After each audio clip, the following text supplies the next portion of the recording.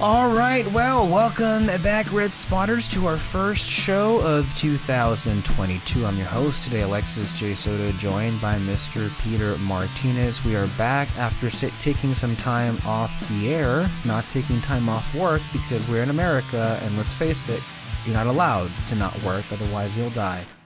Even in a pandemic, we have to, pretend as if it doesn't exist, and we can't, get anything together, so... As per usual, not much has changed. So, another year, same us.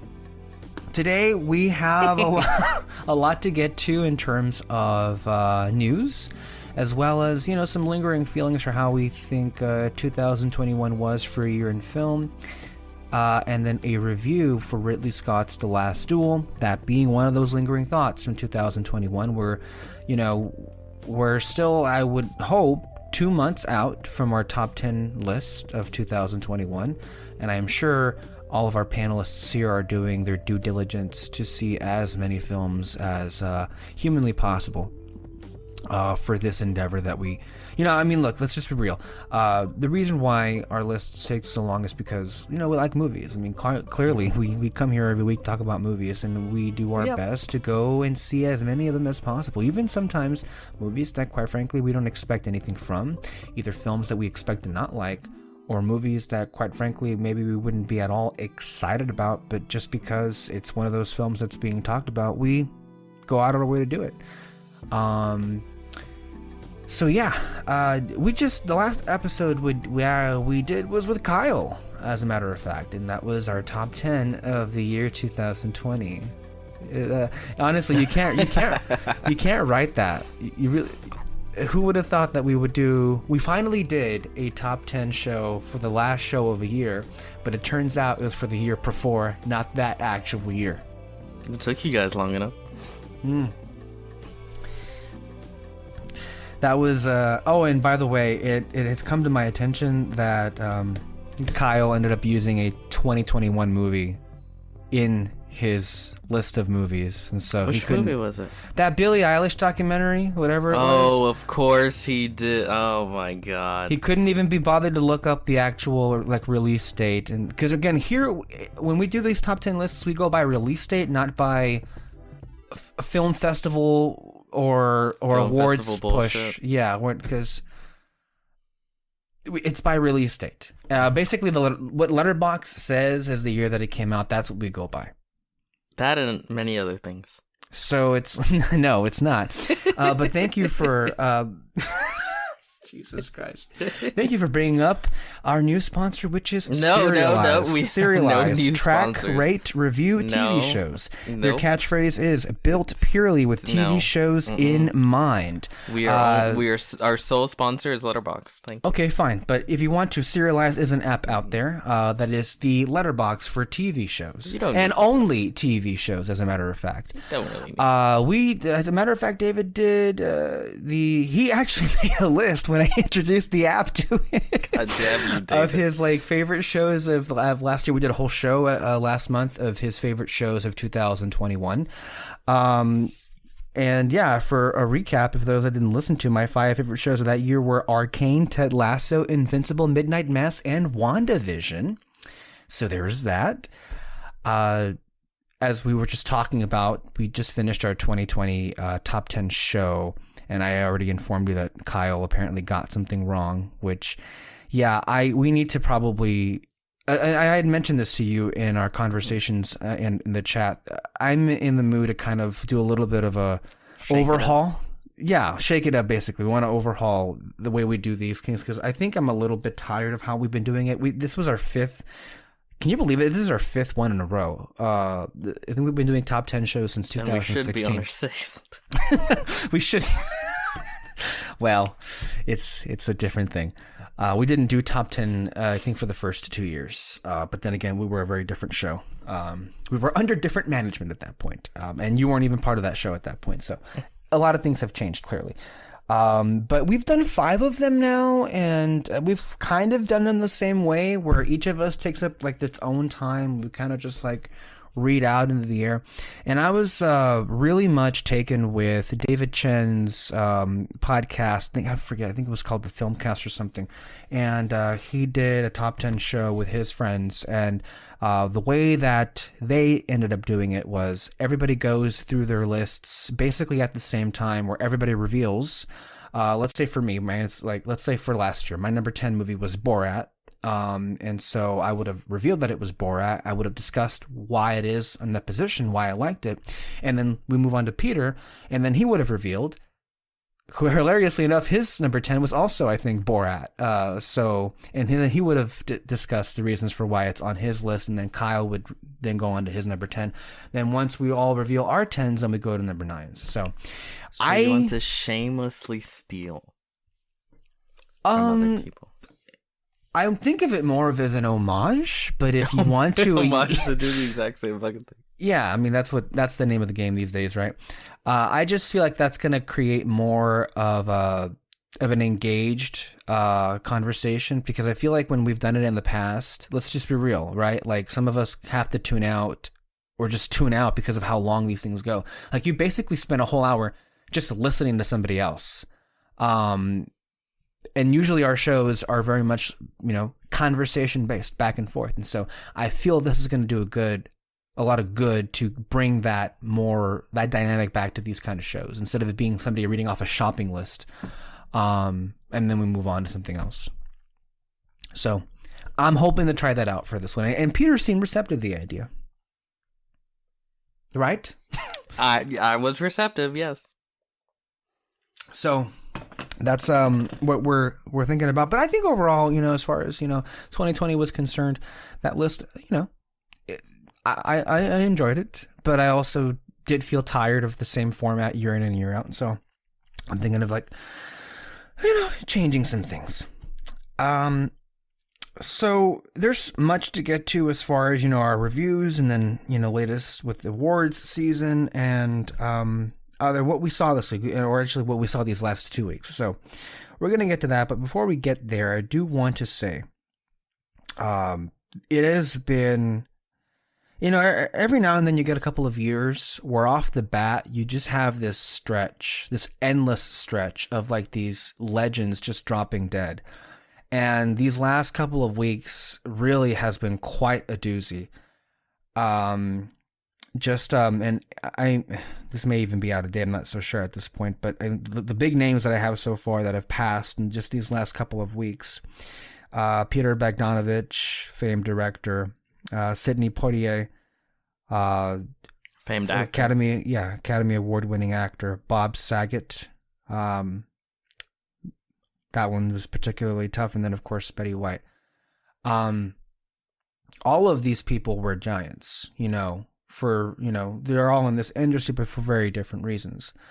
And we don't necessarily discuss celebrity deaths all that much on this show, because there really isn't all that much to say. But every now and then, when there are some people that end up passing on, either for tragic reasons or for just, how big they were, we end up talking about them, or because they were, big with us. I shouldn't be sad that, somebody that got to live to be 99 years old, almost 100 years old, passed away.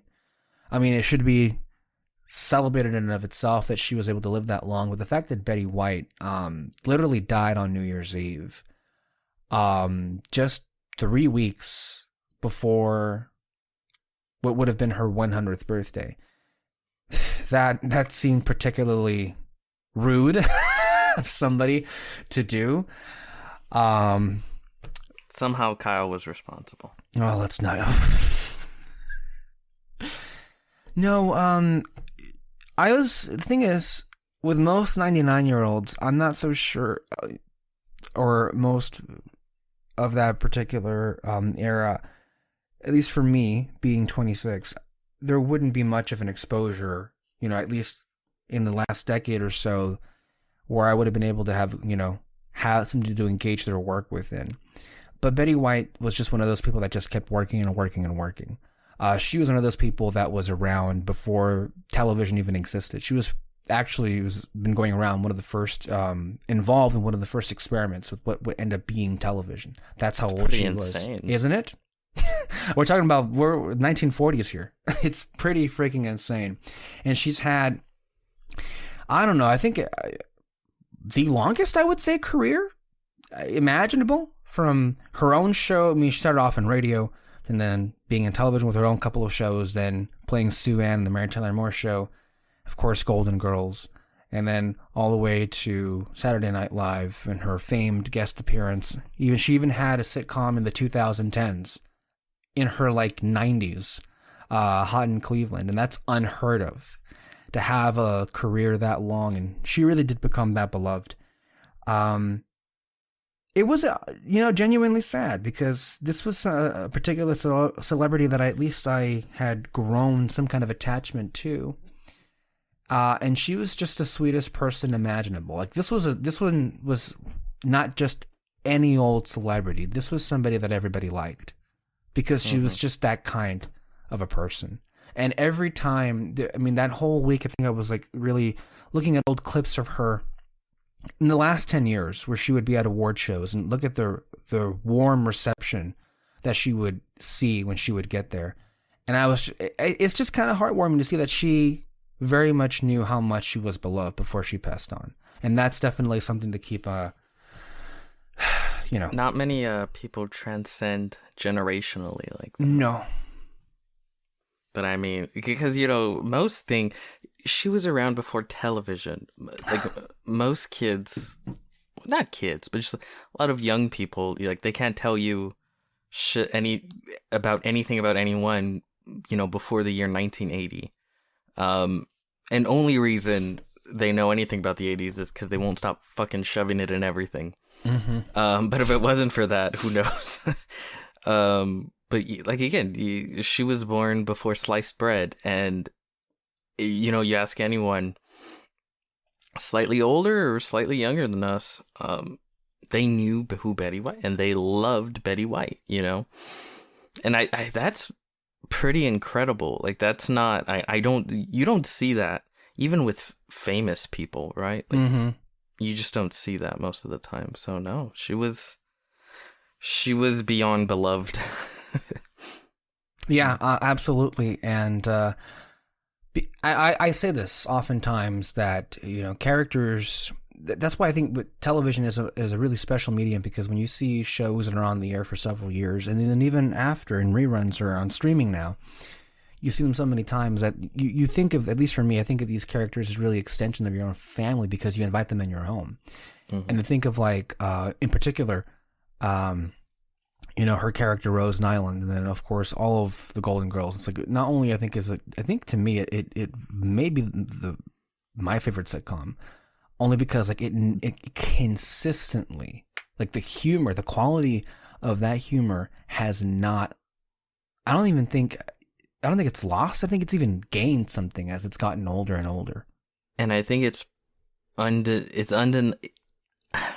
feel like it means something that every Golden Girl has died under an Obama-Biden presidency. Just throwing that out there. Are we sure that's true? It's 100% true. Oh, I thought Estelle Getty passed away. Oh, okay. Yeah, I think true. Bush was president when she passed away, I think 20 years ago at this point. Yeah. Yeah. I'm talking of the trio. Oh, okay. You sure B. Arthur passed away under Obama? Yes. I thought she passed away under Bush, but okay. I mean, what difference does it make? I don't even care. What I'm saying is I blame them. Okay. I mean, there's a lot of reasons to blame them. Maybe not for that, but okay. No, yeah, like, and because of Serialized, I was composing a list of, like, my favorite shows of all time, and Golden Girls is in my top 10, without question. Like, it's just, like, fantastic. One of the most rewatchable shows ever created. I've watched every one of those shows at least 3 to 4 times over. Like, every single episode. Yeah, absolutely. Same, if not more. We have a trivia Golden Girls game. and I played it with my family. I won every game. I think except one round, but... And you can really tell when something is really, like, you know, really popular when you see all kinds of merchandise for it. We're in 2022, and we just finished off the 2021 holiday season. There was so much, like, unexpectedly, but just Golden Girls merch of all, you know, shapes and forms that still... We're talking about a sitcom that aired, that last had a new episode in the early 1990s. Almost 30 years ago. And like I said, this isn't merch for, like, age, like, people that watched the show when it aired. This is for, like, 20-year-old. Like, it's crazy.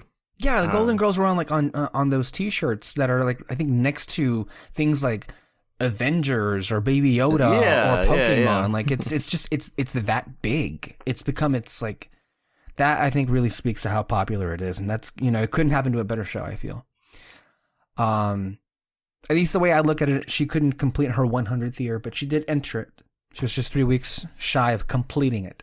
So that's another. And I mean, they're still, I guess they're still doing the 100th movie documentary, I think, in theaters. If you want to go see that. They already paid for it. But it was already filmed. So yeah, I really wonder how People Magazine feels for running that 100th issue. That 100th birthday issue 3 weeks before. And then she died. Yeah. That was, not the best of ways to start off the year. The other one for me, Bob Saget. I know he is well beloved and known for his stand-up comedy routine.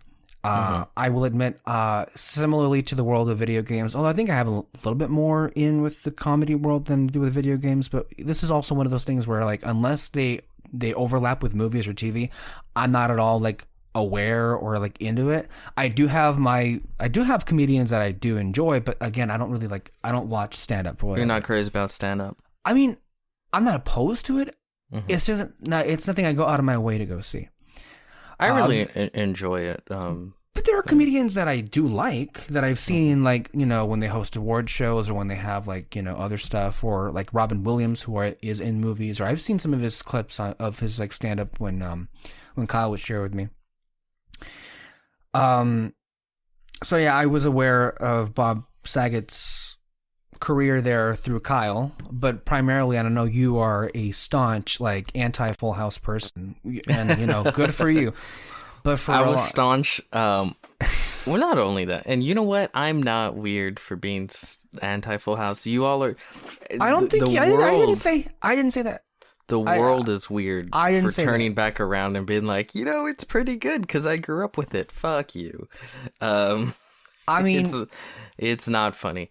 What bothered me was how you went full throttle into Fuller House and just, like, devoted your life to it. Well, if it bothers you, what can I do about that?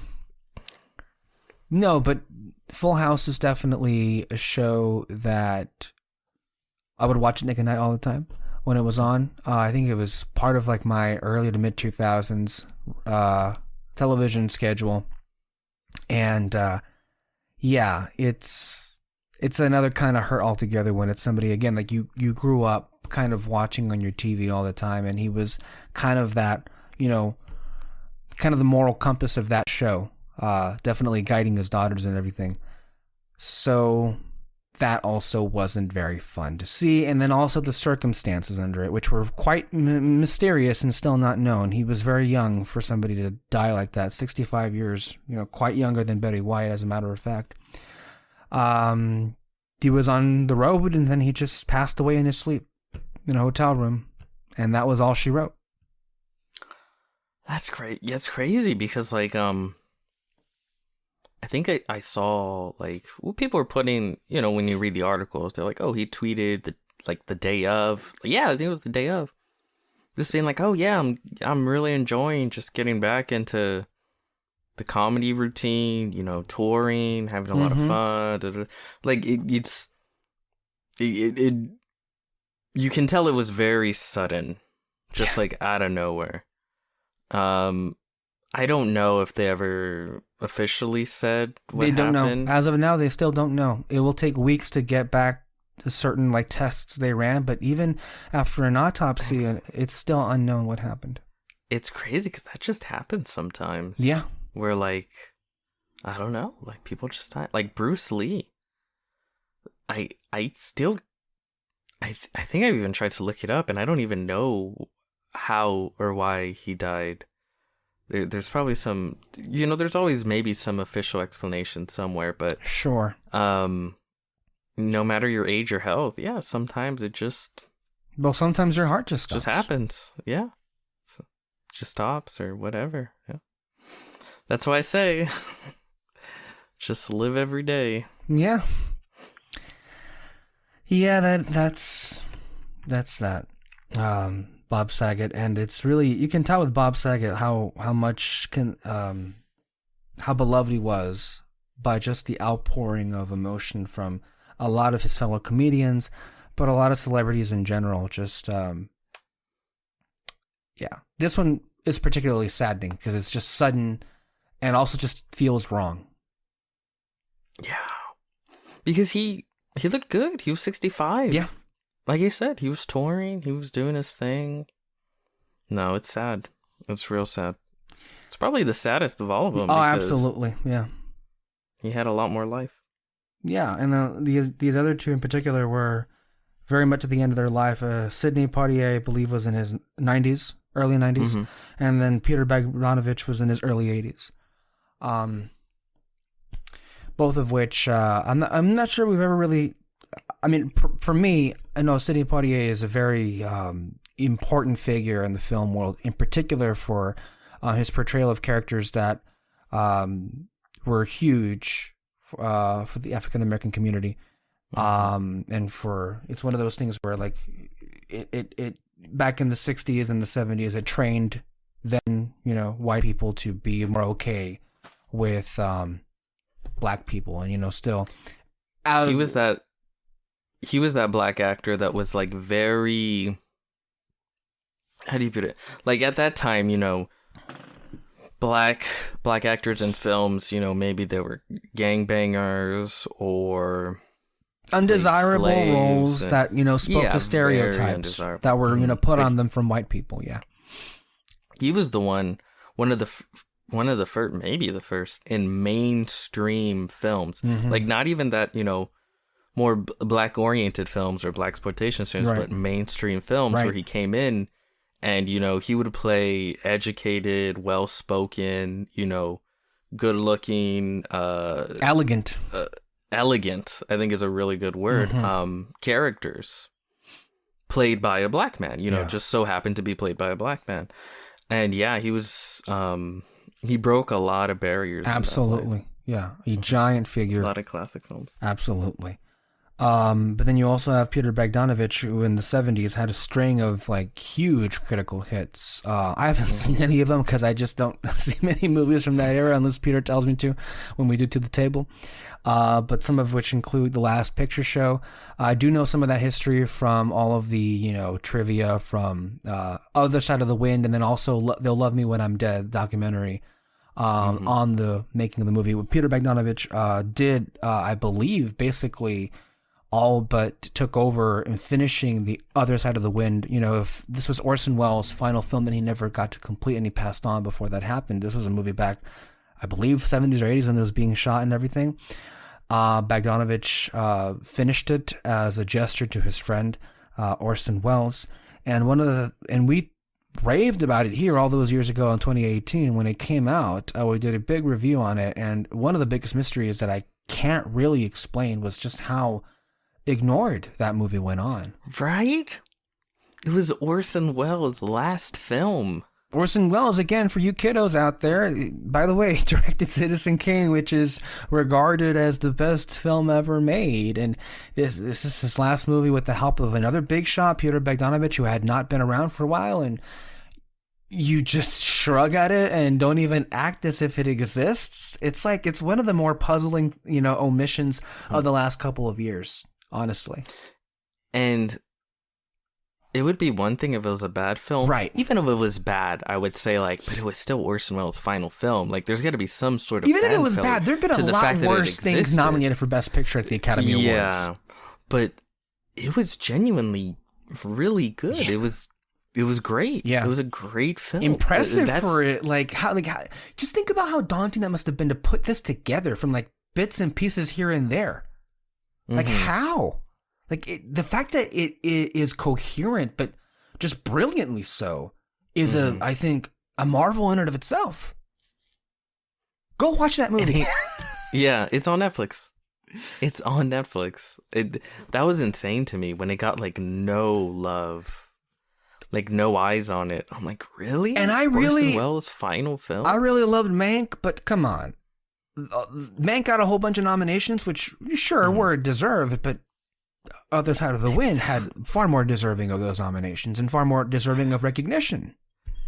Like, imagine how amazing that would be to be like Orson Welles nominated, right, for Best Picture in the year like 2018 or right, whatever. Yeah. But I hate the fucking Academy. Yeah, and it's not just the Academy, but we have to put the blame on everybody else around them, the prognosticates, because they do have a lot of power and influence, and that the fact that just wasn't brought up in conversation whatsoever, that can't be, at least me, forgiven. But for those of you who are out there and haven't seen them, look, if you're a fan of Citizen Kane, I think you actually have a good quadruple feature. I don't know if that's a term. That's all kind of these films are all kind of related with each other. You have Citizen Kane, you have The Other Side of the Wind, They'll Love Me When I'm Dead, which is a documentary, and then also Mank now. And I'm really curious, like, how all those movies would play if you watch them all back to back to back. It's a lot of back to back to back, but I think it would play well. Yeah, those are a wonderful grouping of movies. And rest in peace to. Did you see any of Peter's other films, Bogdanovich, Last Picture Show, or any of the other big ones? I don't. If I did, I don't remember. I might have, but I don't remember. It's rare that you haven't seen a movie. at least for me. It's I gotta eat. And these are all older films. These are the 70s, obviously. It's hard to navigate older films. Yes, especially older art house films too. You got to put yourself in a mood. Yeah. Oh, yeah, you do. Yeah, sometimes you gotta. Yeah, you gotta light a couple candles. You have to like set your mindset. Okay, I have to understand that this is a movie that was made during this era, and sometimes it's hard to get into some of those movies. I get it. Movies just are faster paced now. Yeah, yeah. Like that's true. So yeah, rest in peace to all of those people. Did I miss anybody?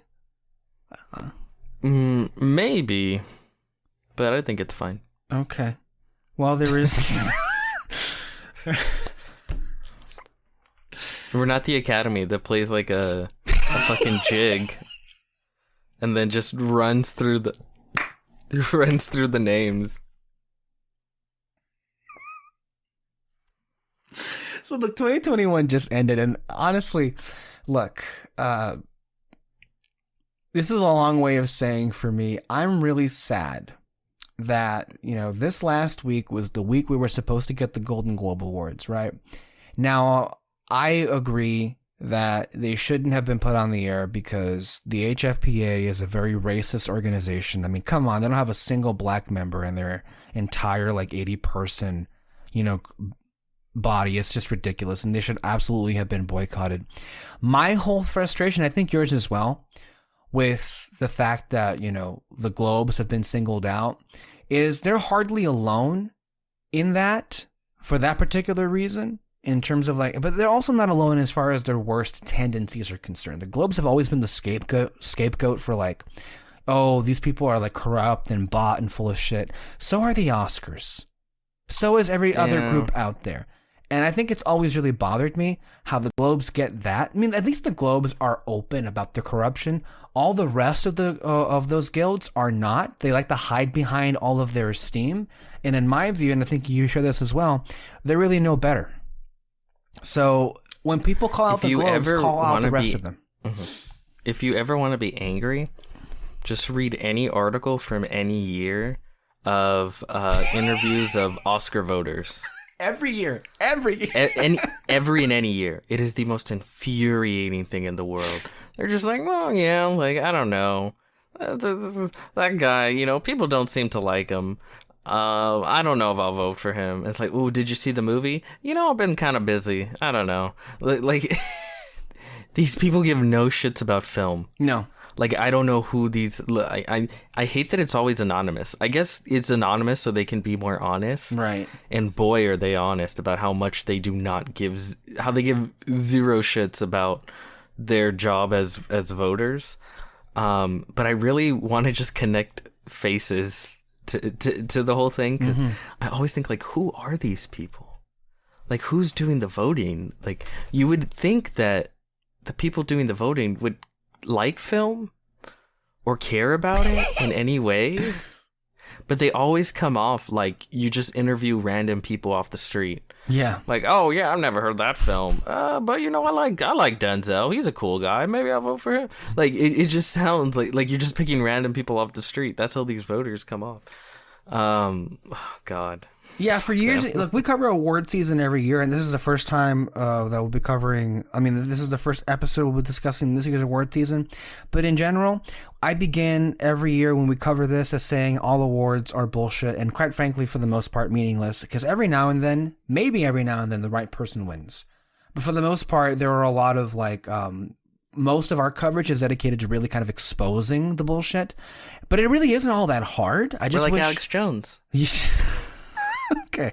Of movies. But year in and year out, we do talk about a lot of those, you know, interviews that you spoke of, but even other things that are revealed. I always, you know, recommend people to go and listen to Gold Derby, because if you keep your ear out, you'll hear a lot of interesting tidbits that are just dropped of things that the Academy has done or believes or does. Like, one of the things that the Academy gets a lot of, like, you know, heap on, and I believe even I was watching an old monologue from 2018, Jimmy Kimmel, as a matter of fact, or actually 2017. Jimmy Kimmel was like joking to the crowd and the audience that nobody saw.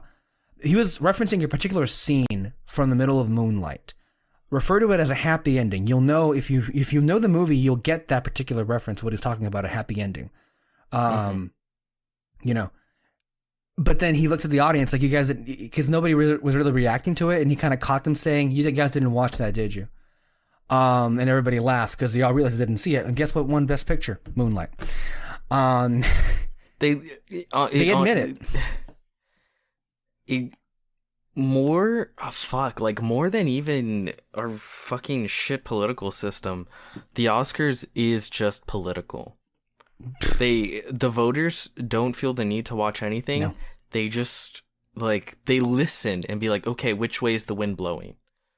And then and that's not hyperbole. According to recent videos from Gold Derby, what I have learned is a lot of them don't feel the need to even see a single movie, and then just call up some of their friends who are also Academy members and then just ask, okay, so who do I vote for?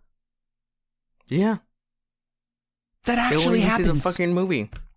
And by the way, if you're not aware of this, Academy voters have their own dedicated streaming service that they have access to watch every single for your consideration film. Every single movie is at the tip of their fingers. And not only do most of them don't bother to do that just because they don't, but some of them, quite frankly, because they can't configure, and this is a specific example that was, you know, in the video that was revealed, because they don't understand how to configure, you know, getting the laptop on or hooked up to their TV, they just give up and don't even bother watching it. Their one job is to watch every movie and to vote for what was the best of the best, ideally speaking. But clearly, as more and more information is revealed when we cover these things year in and year out, I do that. And no one gives a shit, but I take it seriously. Literally no one on this earth gives a shit except for me, but I do it and I take it seriously. And these people, you know, oh my God, they're literally like, their brains are on the level of the fucking, what is it, seagulls, like, mine. Like, they just go wherever, voting wise. Right. It's just like, oh, someone made a noise over here. Okay, like yeah. Okay, we'll vote for this one. Like I guarantee you, Moonlight. Oh, they were like, oh, it's the gay black film. Okay. I still haven't seen it yet, but The Power of the Dog. Mm-hmm. I have a feeling, a suspicious feeling, that a lot of it has to do with like the director. And what happened was everyone's like, oh yeah, I love this director. Like, and they're like, oh, it's a good film. Yeah, it's a good film. All right, okay. And then they just all kind of followed, and then they went that way. Yeah, the director for Power of the Dog, Jane Campion, apparently is somebody who was not awarded for other films in the past. She ended up losing to Spielberg. This is a while back, it looked like. Mm-hmm. And so it may be that she's not going to get her IOU from them. But I definitely see that as well. Look, all of these things that we've just said is just... It's the truth, and if you continue with us, if you haven't heard the previous years of our coverage, well, you'll find out through here.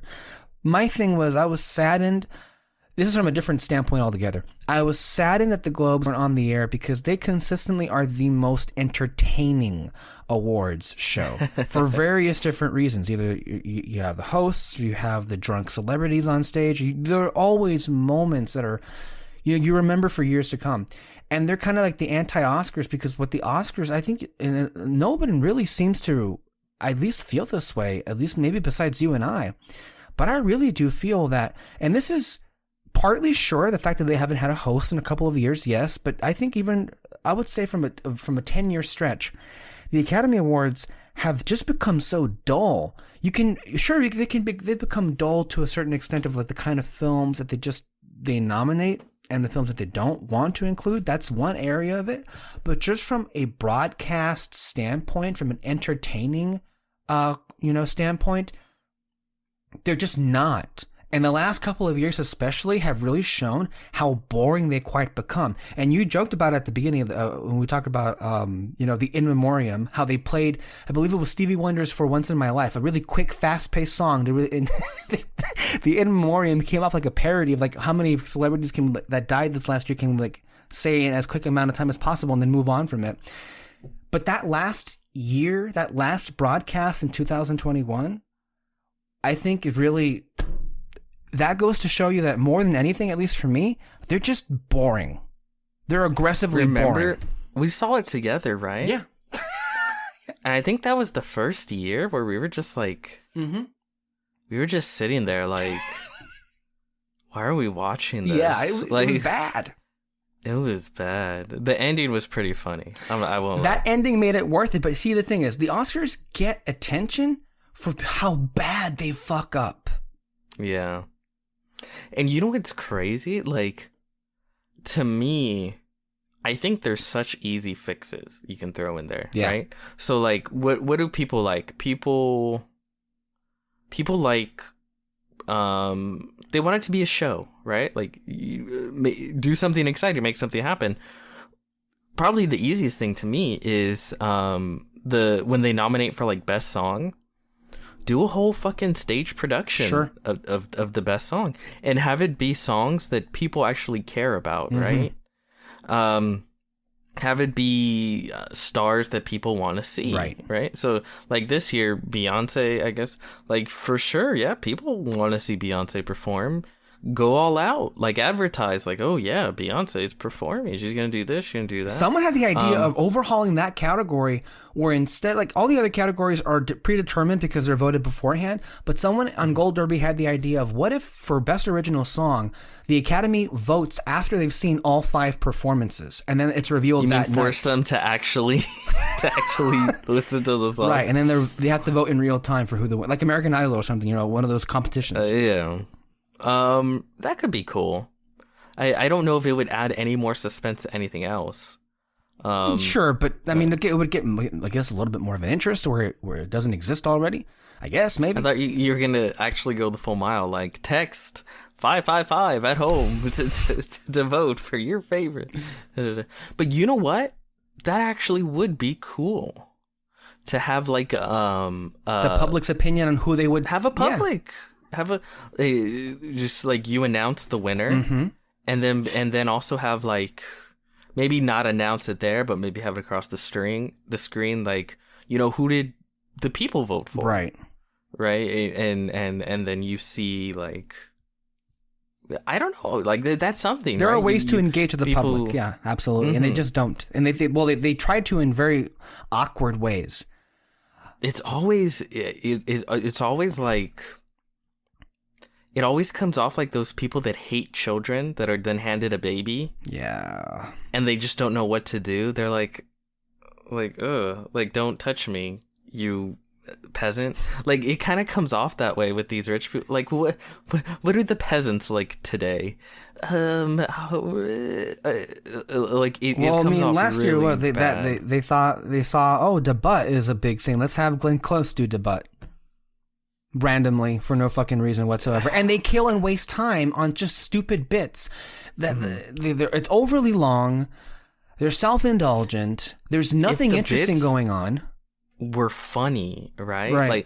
Like if you had actors do ridiculous shit, and I guess they thought Shaking the Butt was that, but there's still this air of too much like decorum. Yeah, like, oh, now we shall play a game. Yeah, it's so weird. Like I don't know, if you could have fun, like we were gonna talk about The Last Night, right? The Last Duel. The Last Duel. If you have fucking while one of their names, I don't know, Matt Damon. Let's say Matt Damon, while he's up there about to read off who the winner is, you just have fucking, what's his name, run in from backstage and just stab him. Yeah, you could get really fun with it. Yeah, just have fun. And he just like, and he just dies, and then he takes it from him and reads it. Like, it's short, it's stupid, but it's funny, it's fun. And then, but you want to have fun while also moving things forward. Yeah. Right? Almost like a movie. Yeah. Convey information while entertaining and moving the story It's forward. Hilarious how last year's, that's how they thought that's what that's what they were attempting to do, was to make it feel like a movie by hiring Steven Soderbergh to direct it. And all they can come up with were fancy camera angles. Yeah, I thought that's another thing though. At first I got excited because I thought like, oh, like there's going to be like a narrative to the night, right? Like I thought like they had developed some sort of story or whatever going on behind the scenes. And every once in a while it would be live, right? And we would cut to these scenes and there's some narrative playing throughout with all these different actors. That's cool. That's at least something, right? Like you're throwing a dart at somewhere. And you can even have fun, like have an action scene behind the scenes. Do some, even that's pre-taped, like just try anything except be fucking boring. Because it feels like for the last few years, they take the criticism and they're like, okay, how do we make it worse? That's what it comes off as. Because you see the final result. This last year, like that was painful. That was the single most painful, I think, award show I've seen. Like, and what they need to realize is, well, a lot of people like actors and stuff like that. We don't care about you guys sucking each other off. Literally, maybe a lot of people do, but figuratively is what I'm talking about. Right. Because like last oh, come on, the last award show, they like removed all the clips of the film. Like they removed a lot of stuff, and it's like at least include the clips. Give us the like, clips of them acting. Yeah, at least. But instead, they just had them go like, I don't even fucking remember who was nominated. But they would just say the actor's name, like, oh, this person, they are so fantastic. Yeah, their acting is so moving. The way they're able to bring such humanity and da da da da. And it's like fucking. I'd rather be at some 4-year-old's fucking play. That's why. Look, I know you did not take it all well to the anti-political correctness angle of Ricky Gervais' monologues at the Golden Globes. That was the issue you had. I think you were really pissed off about that, from what I recall. But what I liked about his monologues when he was hosting the show was he would call the bullshit out for what it was in terms of like how celebrities are viewed and how overly seriously they take themselves. And he would always basically like, look, he would be the one to get it. You're not all that great. These awards don't really mean all that serious. They're not all that for you to get emotional over. And come on, like, don't take yourself too seriously because the public does not care that much really about this. My favorite was when he gave Johnny Depp shit for The Tourist. That was the... And when he came to get the award, I think it was the award for The Tourist, he even asked him, like, no, have you even seen it? That wasn't it. So okay. One of the years, The Tourist with Johnny Depp and Angelina Jolie was nominated. Mm-hmm. And this was for 100% the fact that HFPA nominated that movie because they wanted... This is an actual story. They just wanted to hobnob with Johnny Depp and Angelina Jolie. That's why the movie was nominated. And the last thing they expected was their own host on their own award show to call that out. And to basically say the only reason you're here was because the Hollywood Foreign Press wanted to hobnob with you. And then the following year, it wasn't that same, but the following year, Johnny Depp was the first presenter of the night. And Ricky Gervais introduced him and he asked him, had he seen The Tourist? And I think he said no. He literally was like, no. He did answer him. I think in One of Them, it's pretty funny. They cut to Tom Hanks, and he's like, no, he's making that face like. It was that last year. It was in 2020, the last time he hosted, and yeah, Tom Hanks was like, I don't. It was weird because I saw him sitting at some of those older broadcasts with Gervais hosting, and he seemed pretty shocked at how hard Gervais was going in. Like, there was one of my favorite jokes in that last year was when he called out Apple. Like, he had Tim Cook was sitting there. And, you know, because, like, you know, they got into the streaming business and everything. And then he was saying that, you know, it's funny how you guys all think you're all woke, but you work for companies that have sweatshops in China. That's a good one. Or the Epstein joke. I know he was your friend. I don't care. So, you see, he goes for things that are actually, like... that exposes their own hypocrisy. Tom Hanks was like having like he was clutching his pearls because Gervais made a Felicity Huffman joke for the college scandal thing and everything. I mean, I know she's your. Well, he just seems like that guy. I don't think he cared that much. Yeah. It was just one of the. It's like if you tell your dad a dirty joke, and he's like, my ears, you know. Or your grandpa or something. And one of the things is, I know Gervais got a lot of... He gets a lot of hate for a lot of different reasons. But the thing is, he was actually one of the ones that ended up being right in terms of, like, he called the Hollywood Foreign... Like, he said 1 year, I'm sorry that there weren't more people of color nominated, but there's not much we can do about that because the HFPA are all very racist. That was just the thing he said on stage, which ended up being true because they got canceled and... You know, that whole thing that we're at here. So... Sure, yeah. But like that's more. I agree. That's more entertaining. To me, that's at least something. Yes. Right. Yeah. But I think it also has to do with the fact, even if it's correct, I just don't like awkward things. They're my kryptonite. Like, even when I see awkward shit in films, I'm like... Just real quick, but even things that are not necessarily, like, you know, calling out the bullshit, he was genuinely funny. Like, one of the jokes from the movie, when the year Cats came out, he was saying that the world got to see what's his name? James Corden. The world got to see James Corden as a fat pussy, hold for, like, laughter. He was also in the movie Cats. Ooh. See, that's good when you get them to laugh at it first and then you drop the other thing and they're like, oh shit, I already laughed. But then on top of that, he said no one saw that, which was even more laughter. But that's true. See, yeah. And then didn't they come out in that was like, the cat Oscars costumes? That was not the Globes. That was the Oscars that year. But that one wasn't funny. That was actually kind of mean and offensive because it was Rebel Wilson and James Corden making fun of their own movie, which that came off kind of rude. That didn't come off really funny because it really wasn't all that funny. They came out in cat costumes and they were saying, why weren't we filmed like this instead of the CGI mess that it was? That's what's difficult too. Whenever Hollywood tries to be in on the joke, it always just comes off like, no, it's not funny anymore. No, it's not. No. Because you made it unfunny. Yeah. It's like SNL. Yeah. Like, yeah. Like something culturally will happen that's funny, and then they're like, ooh, new material, and then they make it unfunny, and it's just like, oh. Well, now that we've set up this long preamble of like how we view awards, let's just get to some of these winners, right? So the Golden Globe Awards were not telecast, but they had a Twitter feed and they still gave out prizes.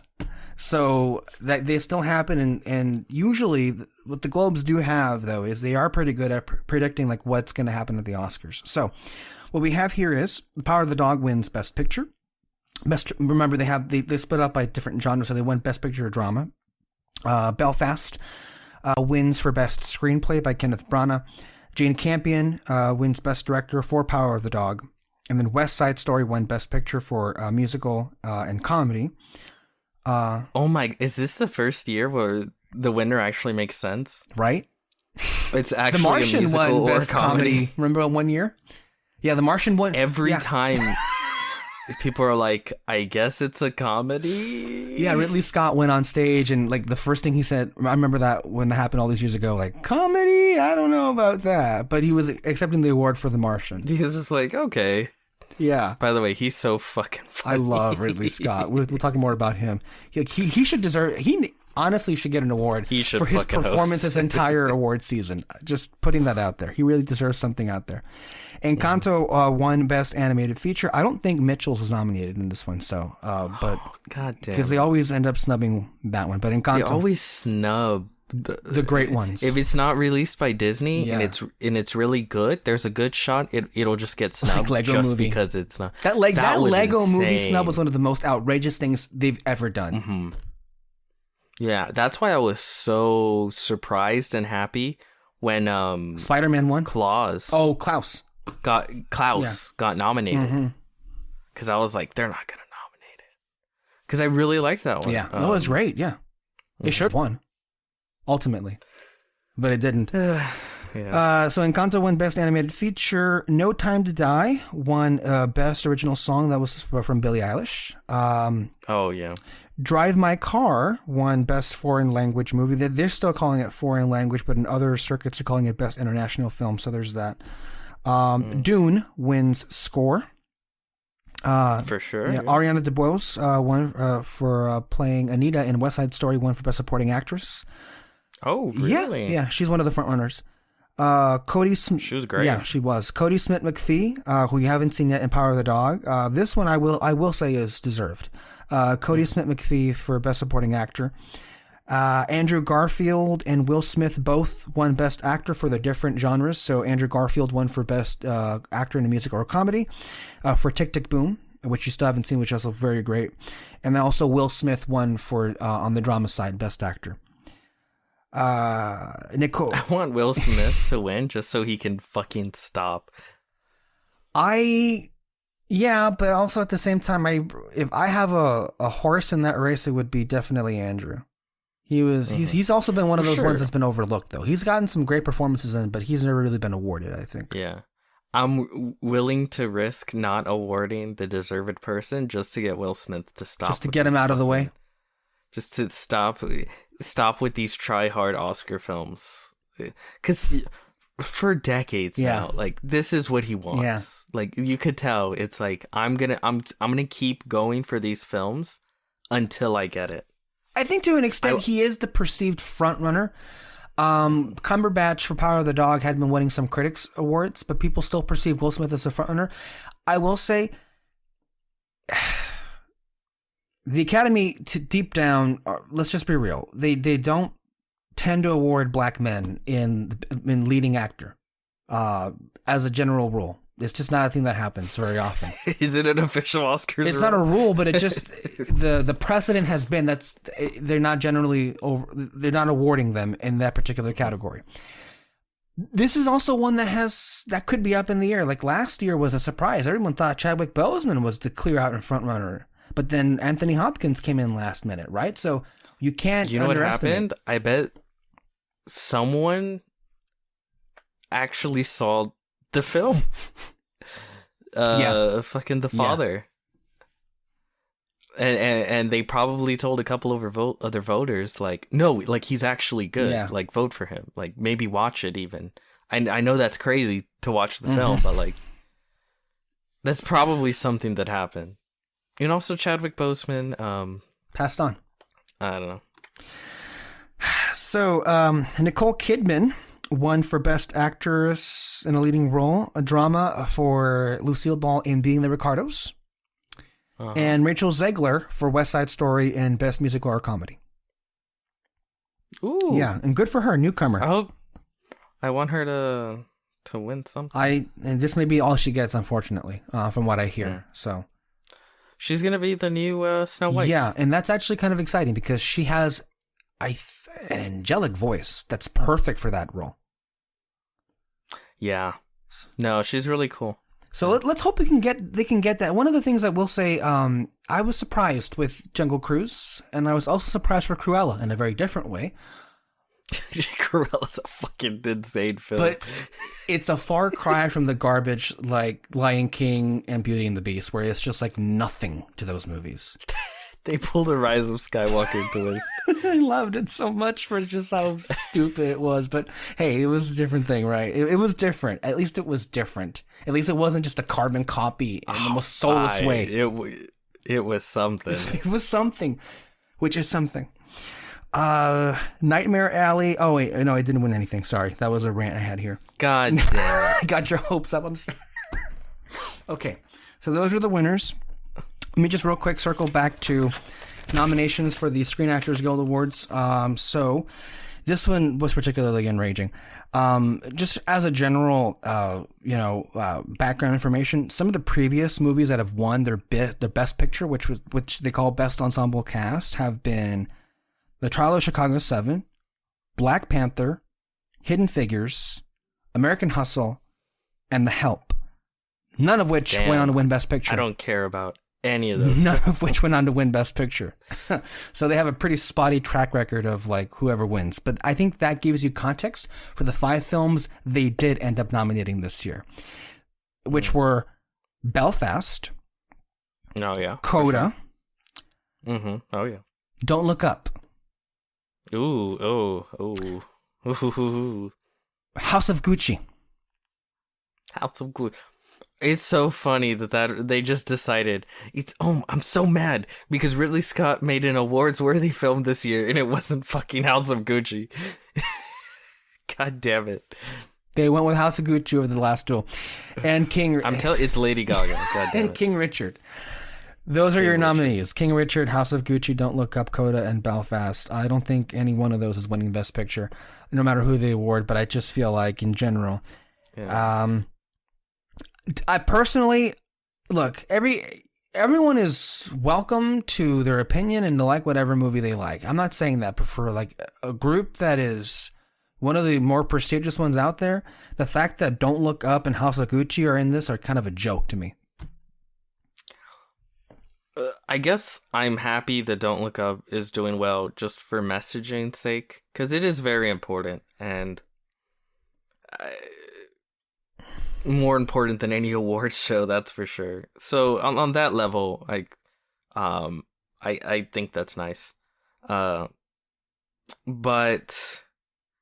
for as awesome a year as movies have been for 2021, which I think both me and you agree, pretty damn awesome. Like I got a lot of real good ones just looking at what I've seen so far. That's such a boring list. Yeah, like the official like top contenders, so boring.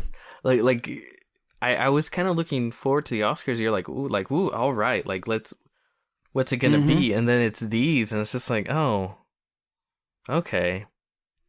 Like no Nightmare Alley, like no Last Duel, no Last Duel, like.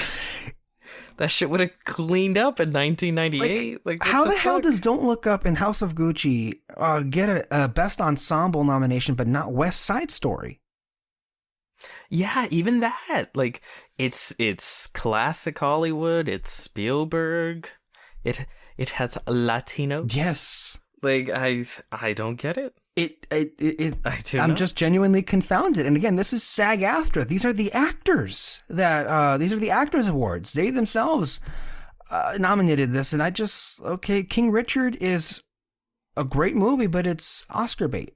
It's Oscar bait 101. It's the same thing they always vote for. Don't Look Up is the third consecutive same Adam McKay movie. They've already, awarded the previous couple of times, or over-nominated, as a matter of fact. House of Gucci is a film I think, honestly, Ridley was going for as a comedy, a low-key, like, soap opera. The problem with the movie is I think there was a series of poor decisions made. I feel like if he was egging Leto to be that over-the-top cartoonish, the rest of the cast should have been on par with that, on top of the fact that Gaga just disappears for the last hour of the movie. So it just falls apart at the end. It's just not a good, cohesive piece, and Ridley Scott made a much better movie that is definitely, like, award-worthy. Ridley Scott is, like, one of those classic, like, he's a working director, right? At like, 83 years young. You put a script... Yeah, you put a script and he shoots it, and he'll be on time and under budget. But because of that, like, he's a very competent. Because of that, he's kind of hit or miss. When he hits, they're fucking great, right? But when he misses, it's like you see where the issue is. There's a good hit in The Martian. That was a big hit. It's kind of a big miss in Alien Covenant. Yeah, he's a hit or miss director, but the hits are so much worse. The hits are still great, yeah, and we'll get much more to that when we get to The Last Duel. Belfast, to me, just felt like Roma Light or Roma 2, and it looks very much like that, even down to the black and white cinematography. Coda, I think, is the one film here that is genuinely great. It has a great cast, and when you see it, it is an emotionally infused film, and with some of the best performances of the whole year, that's for sure. But still, there's a lot of other films that are more. Look at I'm not going to go to all the nominees, but there were some surprises. Jennifer Hudson the film that she was in was very vanilla, run-of-the-mill biopic, but she gave a great performance. At the same time, though, it's just the same kind of performance they always award, so that does get boring. Which one? Jennifer Hudson, in Respect, she played Aretha Franklin. Oh, it's the same kind of performance that's in there. Cynthia Erivo a couple years ago played Harriet Tubman. It's the same kind of performance. Bradley Cooper got in, but for the wrong role. He got in for Licorice Pizza. You haven't seen that one yet, but he does steal the movie late in... Licorice Pizza. Yeah, well, that's another one of those movies. Yeah. That had a great cast, too. Like, where's that one? Bradley Cooper got in, but he should have gotten in my view, for Nightmare Alley. Nightmare Alley, also a film that's all, except for one, Cate Blanchett got in for Best Supporting Actress here. It's only nomination. Bitch. It's only nomination, Best Supporting Bitch, for Nightmare Alley. Yeah. And Jared Leto, I don't understand it. Jared Leto getting in for Best Supporting Actor for basically playing mom. It's me, Paolo. How could you? I think he is an insane person, and I want him casted in every movie. He's not a good actor, but he was good in Dallas Buyers Club. You know what he reminds me of? He's like the shadow figure to, like, Nicolas Cage. Like, he gives me those vibes. No, I will not explain it. This one just feels particularly insulting because it feels like the reason why he's here is because everybody gets it was a joke performance, but it was so good of a joke, they just can't help but liking him. But that's not a reason you nominate this for Best Actor of any role. No. If that's why you nominate shit, then where's Malignant's nomination? Where's Barb and Star's nominations? Oh my god. Oh my god. See, that's something that should at least get nominated for Best Original Song. Yeah, and I would make a case for Best Original Screenplay too. The problem with these guilds is they only seem to recognize dramas, and they don't seem to really watch comedies or horror movies or anything else. So that's part of it too. Maybe that's why their comedy nominations are so fucked up. Yeah. They have no understanding of what a comedy is. That's what it is. Yeah. They just don't want to watch it. Yeah, and then also Kristen Stewart got TKO'd. She was like they. Oh my god, that's another one that I heard has been gotten really great reviews. Yeah, for Spencer, she played Diana Spencer in the movie Spencer, and evidently it was one of her best performances yet. And the Screen Actors Guild said no and completely eliminated her chances of winning at the Oscars. No actor has ever won. No actor has ever won Best Actress without getting nominated for SAG. That's insane. Because from everything I've heard, I haven't seen it yet. Right. Maybe I'll disagree, but from everything I've heard, she was leading the pack. She would like fucking run away with it. Yeah, and I don't know what's up this year. Because again, it's not a lack of good films. There are so many good movies, and it's not even just like good films, but because. A lot of years there's good films, but it's like, okay, I know the Academy sticks up their asses. They're not going to nominate these kinds of films. Mm-hmm. But these are films that are right up the Academy's alley, that they 100% should be looking at and nominating. But they're not. Yeah. Like, we didn't mention other like performers in West Side Story, like Mike Feist. Kyle really liked him too in the movie. Mike, who played Riff in West Side Story. He was really good. Really good. Yeah. I really liked him. Or what's her name? She came back. She's like 900. Rita Moreno. So Best Supporting Actress nom? Yeah. No. That one shocked me. Everybody was saying it was going to happen, and then she's nowhere. Like, what? Okay. Oh my god, that's insane. I don't get it. Okay, fine. There's also you can make the case for Bradley Cooper or William Dafoe from Nightmare Alley. You could also make the case for even Ben Affleck was hilarious. Oh, Jodie Comer, where's Jodie Comer in this conversation? Well, they just wrote that film off entirely. The Last Duel, no, Jodie Comer was great.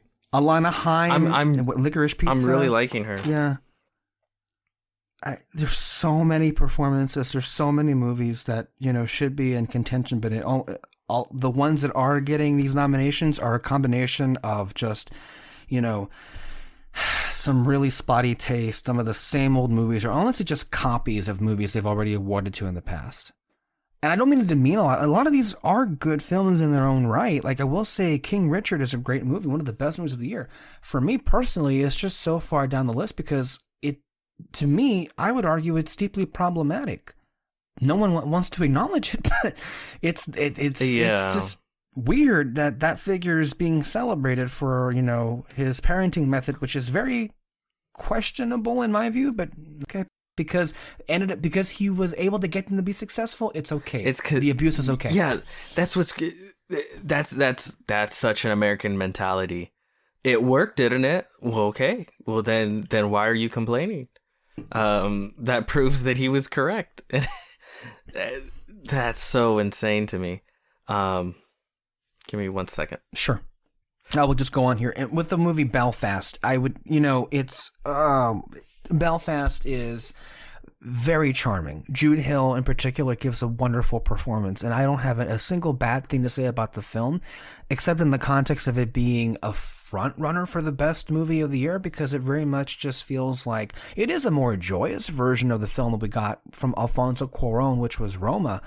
But whenever we actually sit down and review it, once Peter gets a chance to see it, I think the similarities between the two movies are just going to be so glaring. And again, Roma was a Best Picture contender, and I believe it ended up winning Best Director for Alfonso Cuarón. So yeah, it feels very much like just the same old story, and it really shouldn't be, because there were so many great options that we got this year. Yeah, so I don't know. I mean, I am happy for some of the performers that have won, like Rachel Zegler, if you like what Peter said, Ariana DeBois, and West Side Story. I wish it would get more recognition. I'm sure it'll get a lot of nominations at the Academy Awards, but I'm not holding my breath it'll sweep anything. just because of, you know, the overall big movie right now that is definitely, you know, holding up people's attention, and that is definitely The Power of the Dog. I'm not sure when we're going to schedule. The big front runner right now is Power of the Dog, and I'm not sure when we're going to do a review on it, but we're going to do a review on it pretty soon. And that's one that's getting so much love and so much praise. And I want to, you know, I believe I've already said this before, that I feel like in large respect that is far from one of the best movies of the year, but it's still a very good movie. It's still very excellent, but I just don't know, quite frankly, how much new there is that movie offers, or that, you know, that elicits so much inspiration. But yeah, when Peter gets a chance to see it, we'll come back here and we'll talk about it and everything, okay? So that's where we're at currently. You know, 2021 was a lot of things, Peter, for movies. We got them back in theaters. We saw a lot of movies. We did a lot of double features. And I definitely just was so thankful that we got that experience back. Yes, it looked like the pandemic was gone, and then it came back. You know, the revenge came back, as they say. And now we're kind of in this weird space. But I think, look, you asked me 2 weeks ago, it seemed kind of scary, but it seemed like for this new variant, Omicron has kind of peaked, at least as far as the infection and as far as symptoms are concerned. So it seems as if this recent surge may not be as long-standing as previously once feared. So there is that good news. Of course, it should be said that without any kind of question whatsoever, even though a lot of politicians locally and nationally say this. Wait. Where are you getting the information that the surge isn't that bad? The surge is bad as far as infections are concerned. It's like everybody is getting infected. I'm just saying, as far as like what the expectations were for how bad this was, it's not that long lasting. As far as from what you haven't heard that yet? No? The symptoms are much more mild than even Delta was concerned. Yeah. Okay, yeah, I have heard that. Yes. It's going to be bad for the next couple of weeks. Symptoms-wise, yes, yeah. It is not as bad. I mean, I didn't mean to say that. It is very infectious, and so many people, so many vaccinated people that I know in my life now are getting it. It is bad from that standpoint. So surprised I haven't gotten it again yet. Well, we'll see. Well, we had a couple of close calls these last 2 weeks, so it's been kind of, you know, an up and down situation. I mean, where I work, there's people that got it. I mean, well, I think for me, here's at least for our community is concerned. I can't speak for where we barely have Omicron. My theory is most fully vaccinated individuals did not go and get their booster. I don't know if you have. I did. Most of my family did. I know Alexis just got hers. Kyle has his booster, which is the third dose of the vaccine, and that seems to have warded off a lot of the close calls we recently had. So I would recommend, and I think I did see a number in the IV press that I think less than 30% of fully vaccinated individuals in this community went and actually got their booster. And I think that largely speaks to why it's spreading a lot among especially vaccinated individuals. Do you have any numbers on how the booster changes? No. Infection rate? No. Oh, okay. No, I don't have any numbers. I want to look at me. No. I do want to say I was thankful for at least we got, so many movies, and we really definitely abused the privilege of going to the movies so many times, especially this last month. So, with that being said, there was something new in which there were a hybrid of releases now with in theaters and streaming. And I would want to make a final footnote on this in terms of and this I do have numbers on, and that is all of the movies, or at least the top 9 grossing movies, if I'm not mistaken. Yes, the top 9 grossing movies of Warner Brothers lineup for 2021. In domestic, and I have worldwide, but for domestic, remember all of these movies had a streaming component where you could basically watch them if you had a subscription for HBO Max at the same time, and some of these we did. But this is how much their overall grosses were, not opening weekend, but just their overall grosses and where we stood. So at number 9, with $34 million was Matrix 4. Oh. Number 8 with 42.2 million was Mortal Kombat. Again, these are lifetime grosses. Number 7, $46.1 million was Tom and Jerry. Number 6 with $46.4 million was Wonder Woman 1984. Again, a little bit of an asterisk with that film. That came out December 2020.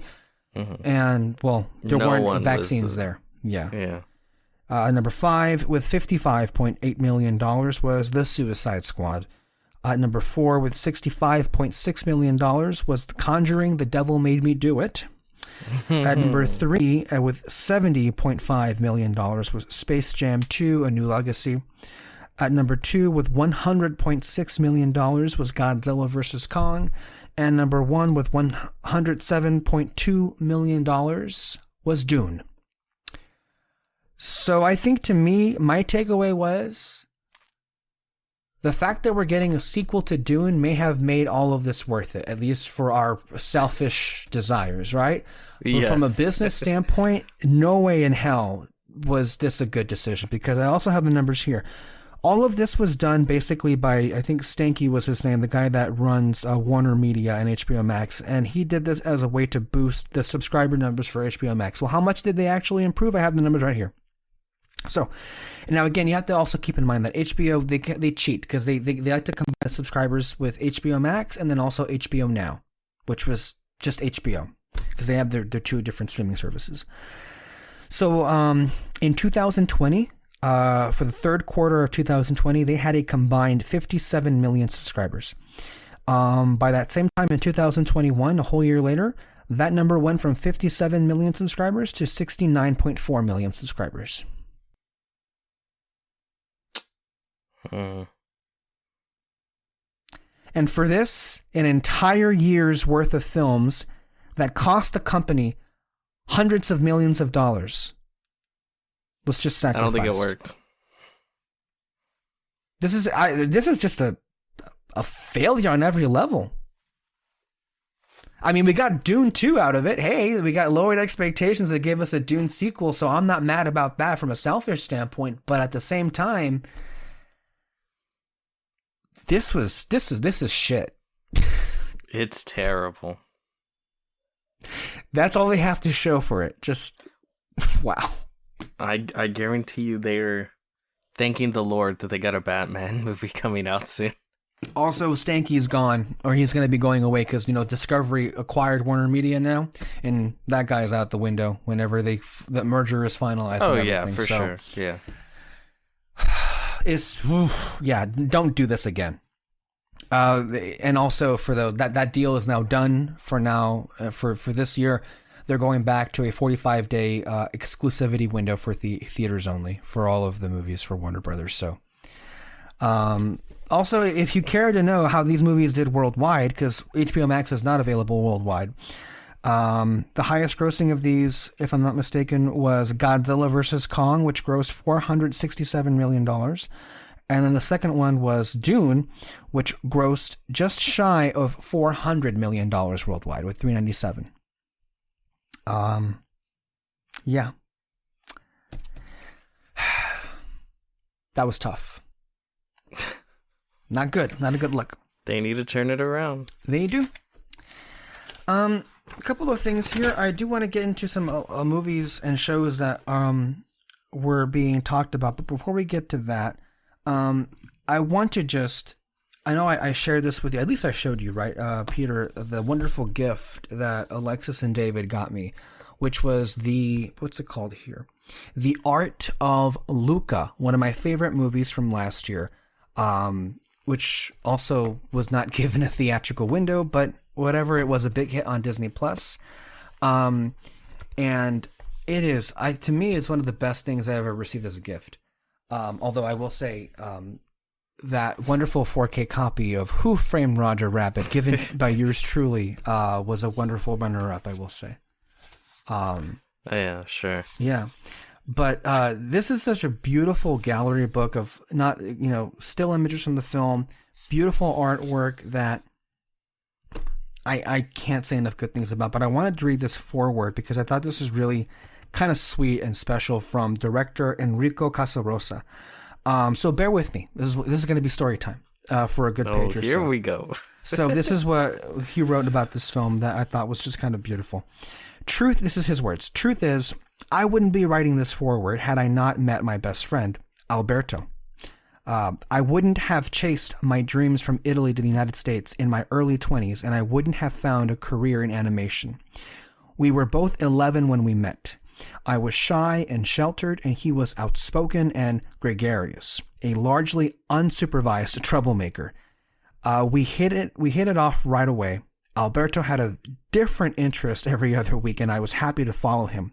One day, he'd be building an aquarium, and the next, he'd be skateboarding down steep hills, shooting off fireworks, or fishing off the cliffs.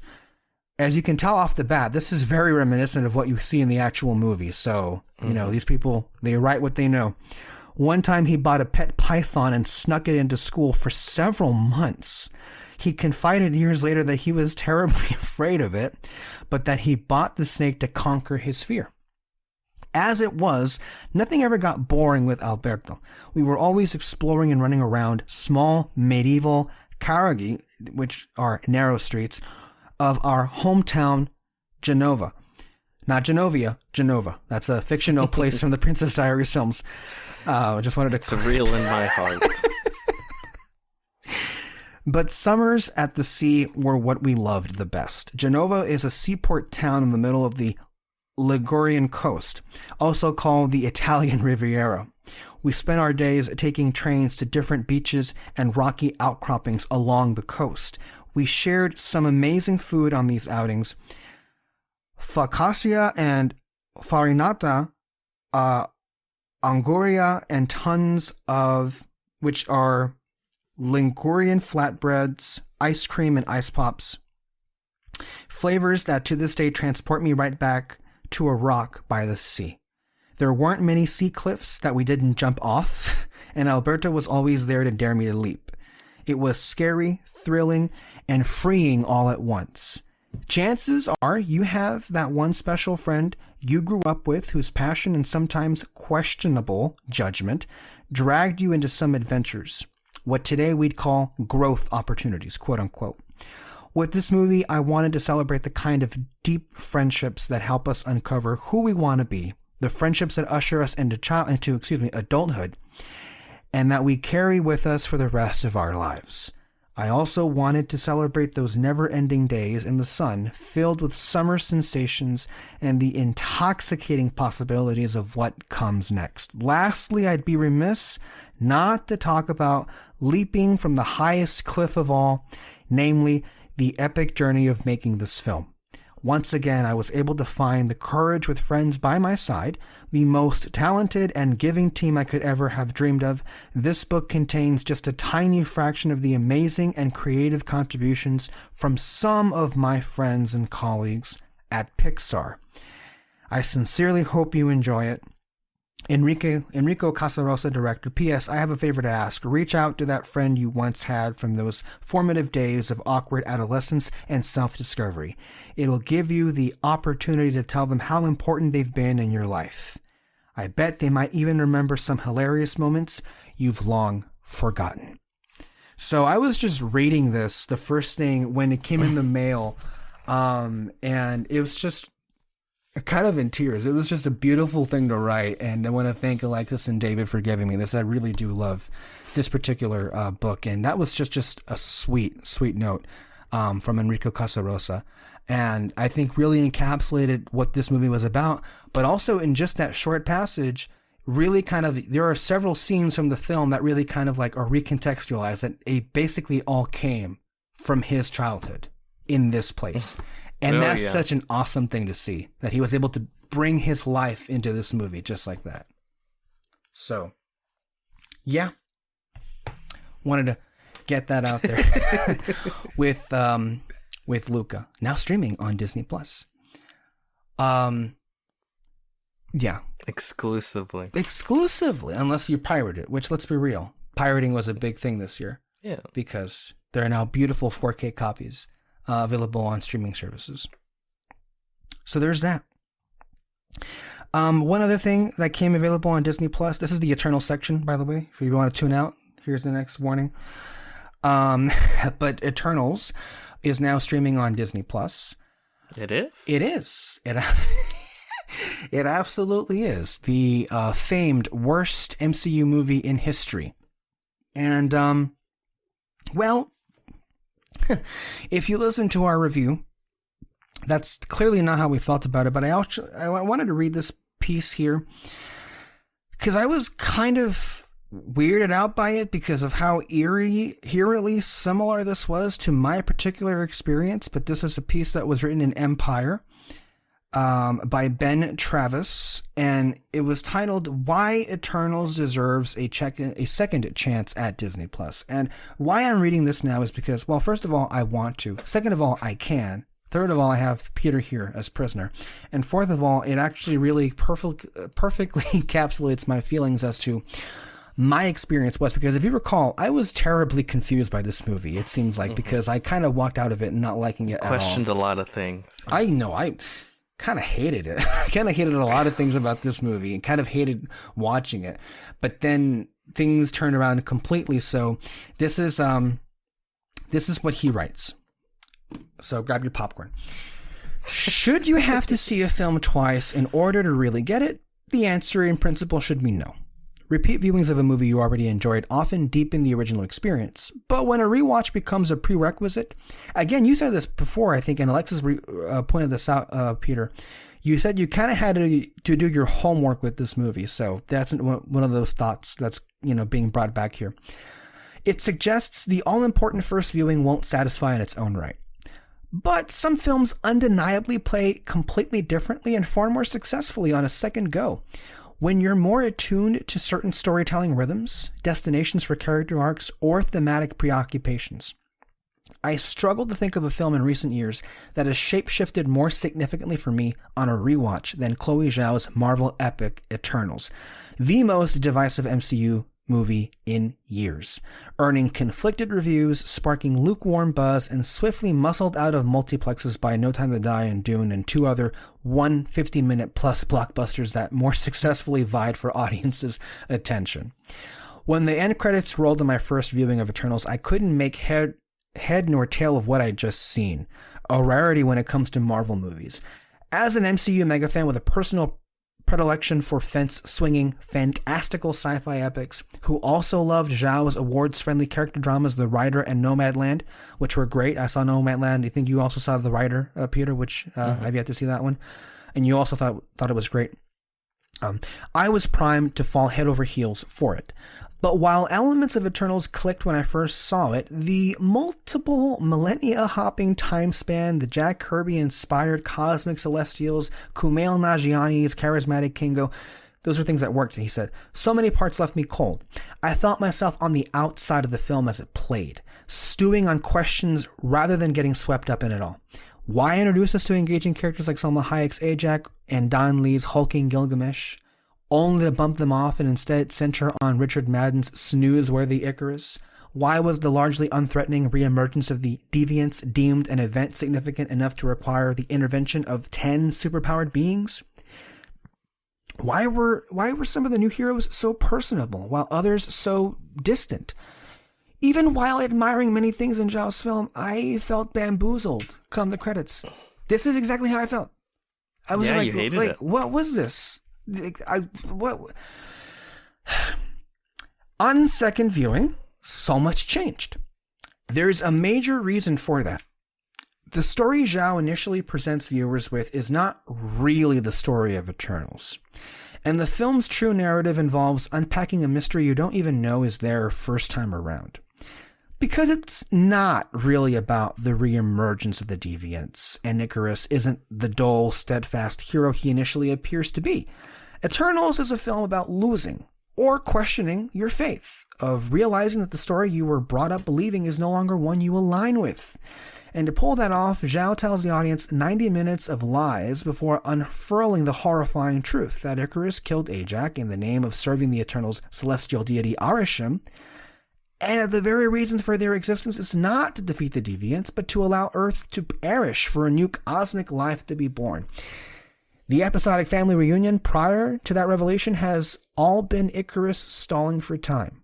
He hasn't been a stoic good guy, but a Superman, on the brink of breaking down as he hides the truth from everyone he loves in service of his beliefs.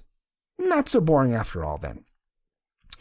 It's a successful disorienting experience, if not one that lends itself to easy viewing, but it aligns viewers with the real central character here, Gemma Chan's Cersei.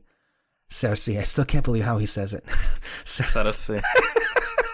Whose love for Earth and its people, she instinctively reacts on seeing our planet for the first time, finds her willing to fight back against the authorities of Icarus and Arisha.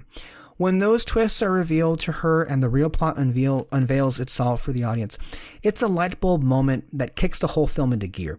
And when you go back to the start, now aware of Icarus's deception, aware that the opening biblical crawl is a doctrine that doesn't actually align with the truth, aware that the entire film is really about godlike figures fighting back against their own god, that knowledge transforms the experience entirely, lifting every character and every interaction. The film ends with an abortion. Yes, very pro-abortion. The effect of watching Eternals for a second time on the big screen was a fascinating one.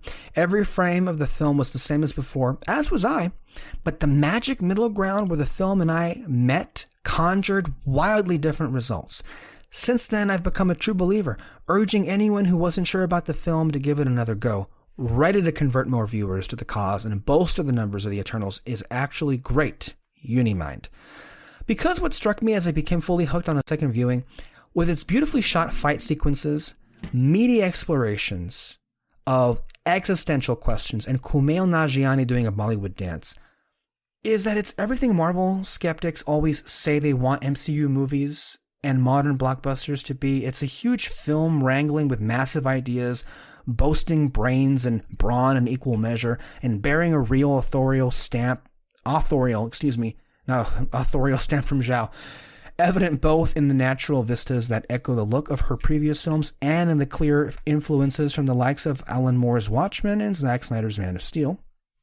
Eternals is exciting, it's funny, it's bold and unexpected, and it's emotional too.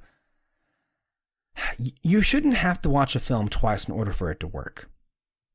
But since Eternals is now streaming on Disney+, I implore anyone who felt confounded by the first viewing to consider another go. If you're anything like me, the most divisive film in the MCU might just rocket up your rankings. And it definitely has for me. So I've been noticing a lot of the commotion on Film Twitter this week, at least from people who are watching it for the first time or just giving it another go. And I don't know. And you didn't seem to feel any differently watching it a second time because you kind of already had an inkling that you liked it when you first saw it. At least for me. Yeah. For me, this was my experience entirely. Like, and it's so rare for me to have that kind of experience, I will say. Because usually the way it goes for me is if I like a movie so much the first time, I'll like it even more the second time. But it's rare to not like a movie on first impact and then see it again immediately after and then liking it. It's not so rare when you give it time, like a couple of years, and then maybe it's better than what you once previously gave it credit for. But in the span of 1 week, it was like, oh, wait a minute. I pulled a 180 completely. For me, it's usually the opposite. Yeah. If I'm iffy on a film and then I rewatch it, like the good stuff you've already seen, and then the bad stuff starts to pop out a little more. And you're just like, okay. Yeah. That's happened with a lot of movies, I think. Were you iffy on Suicide Squad, or did you hate it off the bat? I had issues with it, but it was one of those things where it's like, the more I thought about it,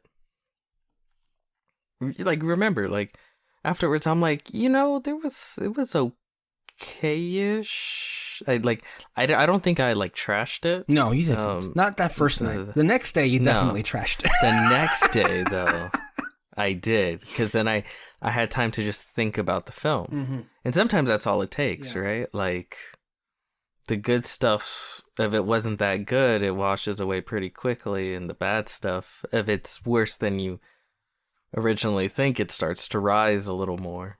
And then, of course, by the time I saw it again, it's like, oh my god. Let me say this. This one is an interesting case because I don't think it entirely succeeds in everything it's trying to do, but it succeeds at a lot of things, and it's doing a lot of different things for a Marvel movie. And to me, I just find it pedestrian. And I hardly use that word, and because it's kind of snobbish, but I will say in this case, I find it pedestrian when the common things I see online about things that people didn't like about this film, from people who quite frankly are the stereotypical Marvel stans. Oh, it's slow. Oh, it's boring. There's not a lot of action. There's too much talking. Okay, hold on. I can excuse all of that, different folks, strokes, sure, different folks, whatever. The one that pisses me off is, well, it doesn't expand the world. That's another right? one of those, yeah. There's not enough Easter eggs to other MCU stuff. It didn't really add much to this season of the MCU, is what they're trying to say. Yeah, basically. That's the stuff where I'm like, all right, fuck you then. Other things that I don't understand, and this one really boggles my mind because it's come from some people who are not in this group, but there's this school of thought out there that Eternals is a very ugly movie, like visually, and I don't understand it. I don't understand it. This whole week I've been seeing all of these still images, all these wonderful frames from the film that I remember that just look so beautiful. That's a whole thing in and of itself. I did want to, and I know we're running short on time, but we'll get to it. Don't worry. This particular thread, that really speaks to, what I just spoke to and other things. These are, I think they're alum of Fandom Screen Junkies, I believe. I say alum because I'm not sure what the current status of that is at this point. It all kind of fell apart a couple years ago. Daily business. I think the biggest strike against Eternals is that it has to be handcuffed to the expectations of what an MCU movie is supposed to be. As just a thought-provoking movie that is devoid of Marvel-isms, I really enjoyed it. Lon Harris responded, "It's my favorite 2021 MCU thing and the only one that really feels like a capital M movie to me rather than an expensive TV episode. It stands on its own without requiring context and support from other films, and it shows. And I didn't realize how starved I was for that." You've been saying a lot this past year. That particular, that sentiment. The other part of this, where he says, Lon, yeah, it's about something other than what happens next in the MCU, and it takes its time to really explore its core themes and relationships rather than hustling us along to the next character intro or comedy beat or action scene. And then Billy, and this is actually a pretty interesting point, which I guess is the potential downside of this not doing so well and No Way Home crushing it. The rumors of reshoots for Cameo Palooza for Doctor Strange seems to indicate it will be the direction forward, which is fine. Just hope there's room for stuff like Eternals too. Lon Harris responds, honestly, when I heard that crowd react to Toby and Andrew, I knew in my heart that it was over. The primary cinematic genre of the 2020s is going to be references, and that's a sentiment that's oof. Did you see what Grace tweeted? Yeah. About Doctor Strange, and they're not milking down, or they're not watering down Wanda, but they're also adding in so many more cameos. And, well, at the moment, Doctor Strange has the most screen time. Right? Is that what the tweet was? Wait, I don't want to pull it up. I'm trying to remember. She did say that it does have strong horror vibes. Yes, which is surprising. And that they do not water down Wanda. Mm-hmm. In other words, because I spoilers. It's not. Fuck you. It's not a spoiler. She's basically the villain. Yeah. Of the film, and that there is a lot of classic Raimi visuals. But she also includes that there's a lot of Easter egg cameo stuff too that they included. So are we heading for another Eternals then? Where it's just like the director and the studio just like clashing left and right with some things? I mean, I'm hoping it's it's a little more Spider-Man No Way No Home? Way Home. Because I did end up rather liking No Way Home. Yeah. And I felt a lot of that stuff that pissed me off, the idea of it, was surprisingly handled well. Right. Well enough. Yeah. And then the stuff that I usually have just despised about MCU Spider-Man, they kind of took a 180 with it and kind of redirected in a direction that I personally really enjoyed. So what I'm hoping is it's something similar in that the cameo stuff isn't annoying. And I'm just sitting there like groaning at everything I'm seeing. Can I be honest with you though? How can we expect to not be annoyed? How can we expect to not groan at this point? Because look, I am encouraged. I don't know. Look, I'm encouraged by the fact that Raimi is directing. I'm encouraged that it's Doctor Strange still, it's his movie, I guess. He has the most screen time. And I'm encouraged that they're not watering down some of the horror elements, including Wanda. That's good stuff to hear. But it seems as if we got two different, like we're operating on two different wavelengths here as far as priorities are concerned. We're making a movie, but well, not just making a movie, we're also making another episode of the MCU. So we got to have all of the cameos. But now it's just like, it's just gotten way too crazy and out of control. And I just don't know how you get a movie at the end of the day where I'm not going to be annoyed, because it's just been so transparent that the only reason this is even happening is because it sells. Like it no longer. You can't, even no matter how good of a job they do, it's hard for me to sit in that theater and feel like, oh, this was an organic process where you bring in all these cameos and that they feel like they need to be in this movie. For sure, right?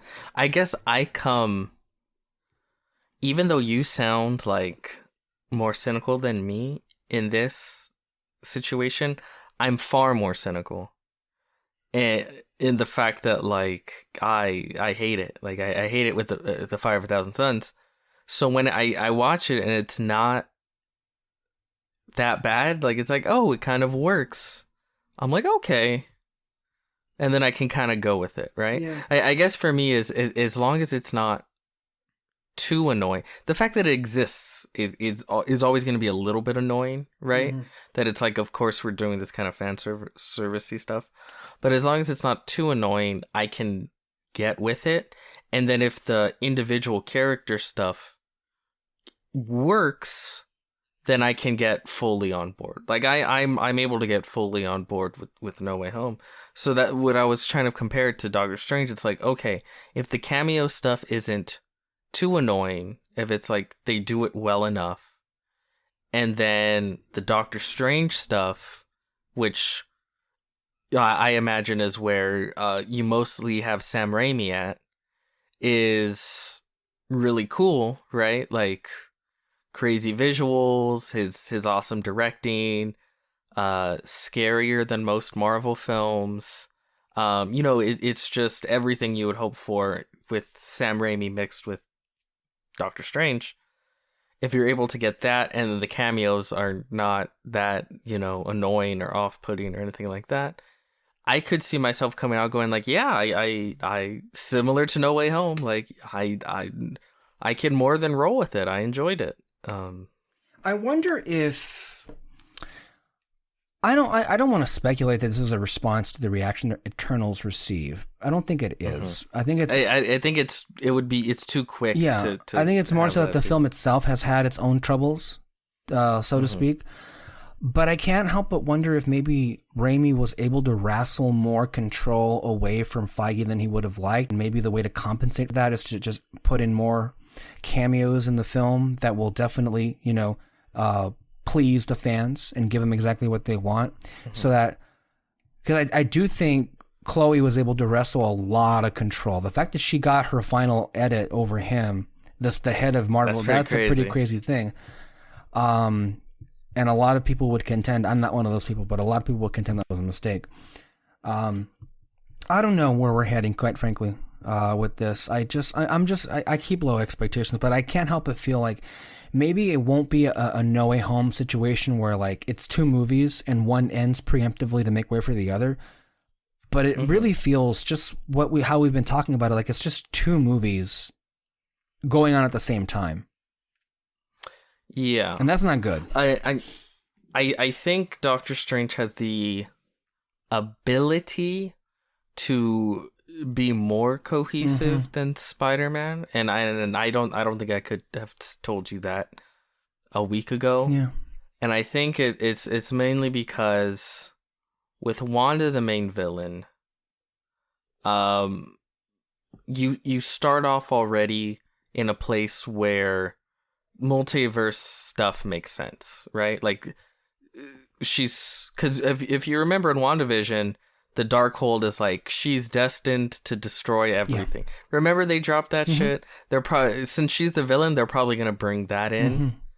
And as far as her full villain arc, and she'll probably be running throughout the multiverse to find her kids and destroy everything at the same time, and Doctor Strange chases her. So it's like, from its inception of the story, multiverse stuff makes sense, whereas with Spider-Man, it was like, we have this perfectly awesome setup for like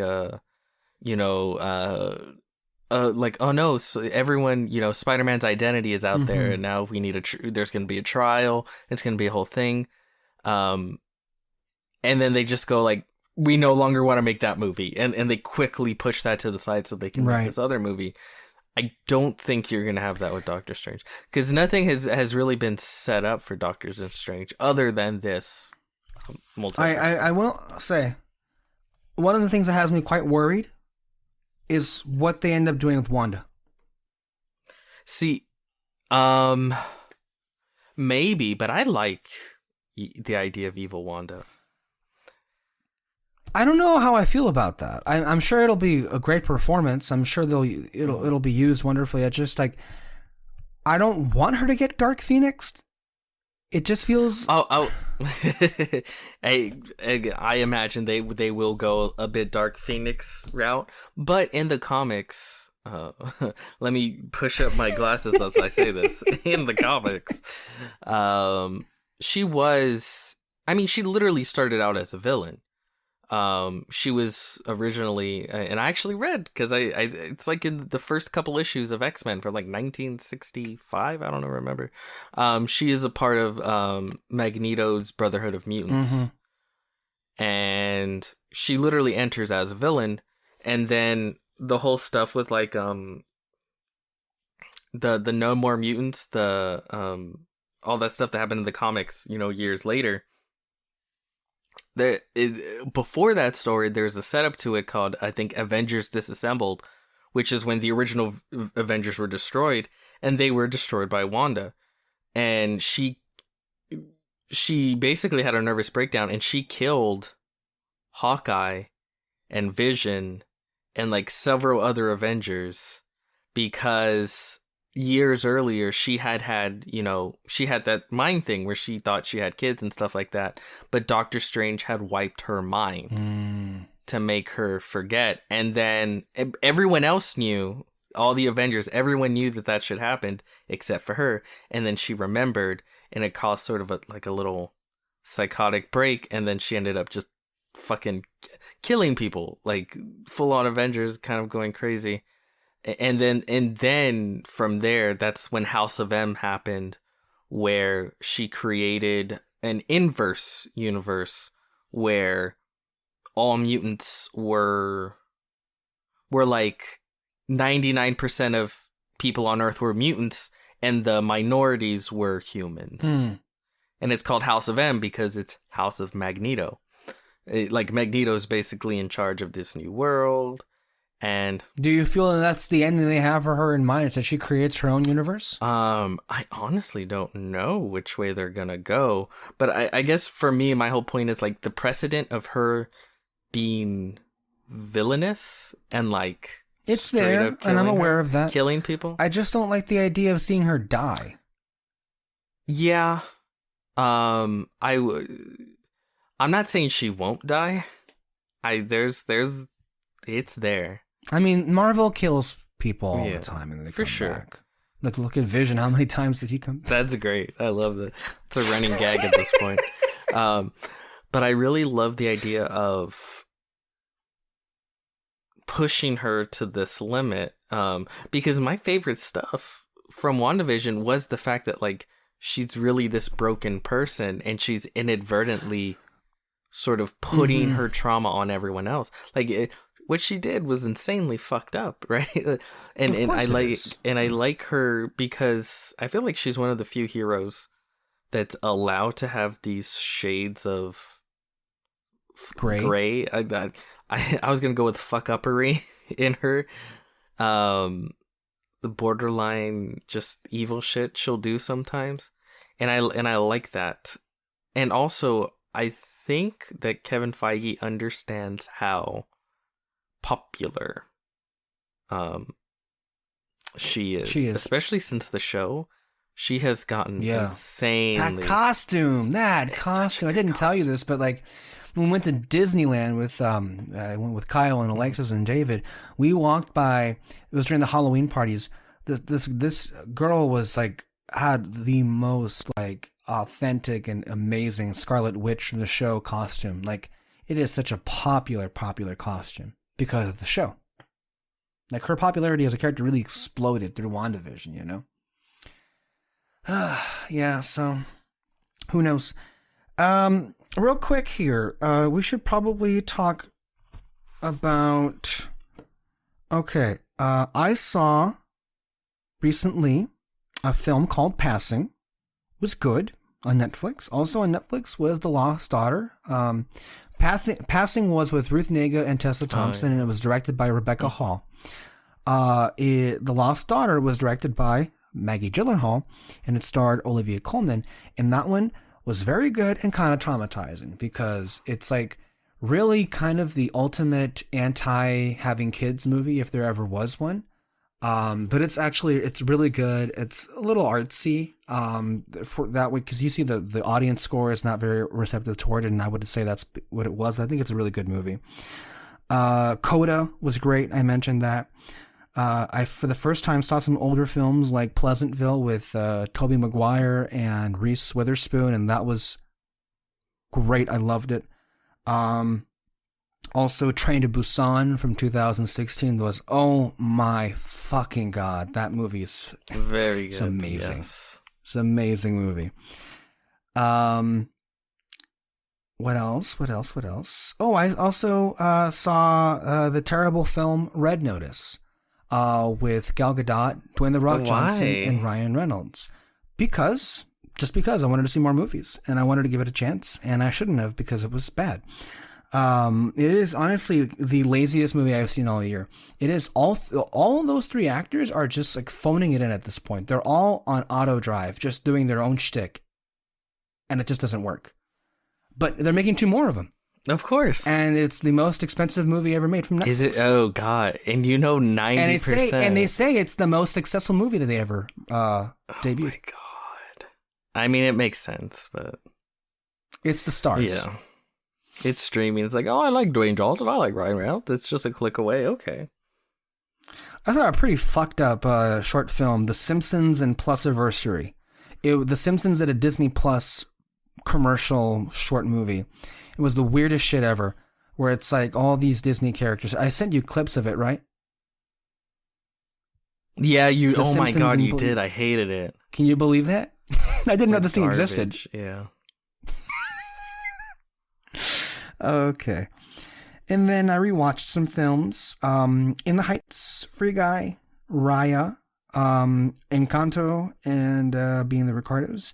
I will say Being the Ricardos and Encanto really went up in my estimations, and then Raya and In the Heights kind of went down, whereas Free Guy kind of stayed the same. Again, rewatches can definitely really change your... So you had time to do some rewatches, yes, but not watch episode 3 of Peacemaker. So Peacemaker is also on HBO Max right now, and the first 3 episodes were made available all in one night. And so let's get to the one thing Peter saw these last 2 weeks, which is Peacemaker. I saw Peacemaker. Yeah. First of all, I've been laughing a lot lately, but man, I was laughing so hard. let me just say this. James Gunn, there is no other that can touch you. There is no other that can touch you. I mean, you are living your best life, and your work just continues to get better and better and better. This is a character I hated, but that was the point, was for me to hate. I mean, I love John Cena's performance of it, but also it was the character, right? So I wasn't terribly excited for it, just because, like, okay, well, I know what I'm going to get here. But we're just adding more layers to this character where I'm like, okay, I'm really curious to see where you're going to go with this. I think it's a great ensemble. And it's a really entertaining show, and the humor is just about unparalleled to anything else on TV. The opening sequence, he made a TV show. He made a fucking, I don't want to hear anybody say it's a 6-hour movie. Fuck that. This is a fucking TV show, and he damn brought a musical opening number to sell it. The jokes, I mean, not to do, but just I can't, like, there's this one line in the first episode where this guy is saying, hey, you want to come to my abortion? Like, no, I don't want to go to your abortion. Like, just lines like that are just so provocative but just so hilarious. Like, there's this instance where Peacemaker is finishing something. He's having an intimate moment with this woman who I can't, also is part monster, I don't know. And as he's climaxing, he screams freedom. And you just, I mean, I'm on the floor laughing. Look, this is, I'm going to say this is perfect. This is just perfect out of the gate. This is perfect. Endlessly hilarious, wonderfully endearing in a weird way. It's that sweet James Gunn magic that no one seems to appreciate as much as we do. It is the most James Gunn thing I think he's ever done. It's also quite dark, too. Oh, for but sure. Hilariously so. That dark humor is brilliantly done. Right now, it might be a little too dark for me, just because... Well, the White Dragon bit, that's pretty. That's going I there. mean, Disney, I don't think it would go that far. Hell that's no. so... They would not go far. They would not go several places that this show goes. Yeah, like I'm pretty sure his dad just plays like a white Klansman supervillain, a neo-Nazi, like a neo-Nazi supervillain, basically. Yeah, which I assume he will be in some superhero attire or supervillain attire by the end of the show. Mm-hmm. But I guess for me, what works for me the most with James Gunn is the balance of like just mean, sort of mean-spirited, like dark potty humor with his like sweet sensibility, like loving sensibilities. Yeah. It's sort of like that's a hard line. That's a fine line. Sweet and sour, sort of mix. Mm-hmm. Which worked in the Suicide Squad film. Every that time saw I see that movie, I love it more. Yeah. Go buy it on Blu-ray on 4K right now. God. The only issue I'm having with the first 3 episodes is it's still the beginning of the story, right? So it's mostly set up. So it's mostly this. It's called a TV show. It's called a TV show. That's what happens. Yes, you set things up. It is a TV show, but it's mostly the sour right now, right? And I think the sweet is gonna come in a lot more towards the end of the season. Yeah, because right now, while I like all the characters, they're sure as hell aren't Bondy. Oh no, they're not meant to. Yeah. We're in that first phase of the story, as you say, where it's like they hate each other, and most of the humor is just them being fucking mean and rude to each other, and killing people. Like it's a whole thing. So there are sweet moments, but it hasn't like come together fully, right? In the James Gunn way that I love. So right now I am loving it, but it hasn't clicked for me fully because I think I need to watch the whole thing through. I will say I did watch the first 2 episodes twice. I saw it. You watched the first 2 twice before watching the third? Yes, in reaction videos. I saw it again through there and saw there because I do a lot of reaction videos. And you know what really, again, you said this best about when we first talked about Guardians 2 all those years ago. The thing with Gunn's humor is, for whatever reason, it does like a loop-de-loop kind of thing where like at first it's funny, then it starts not being funny, but then the more you hear it, it gets even funnier than it was originally. Yeah, he really has so good. That's his humor styling, where it starts out and it's like, oh, this is funny.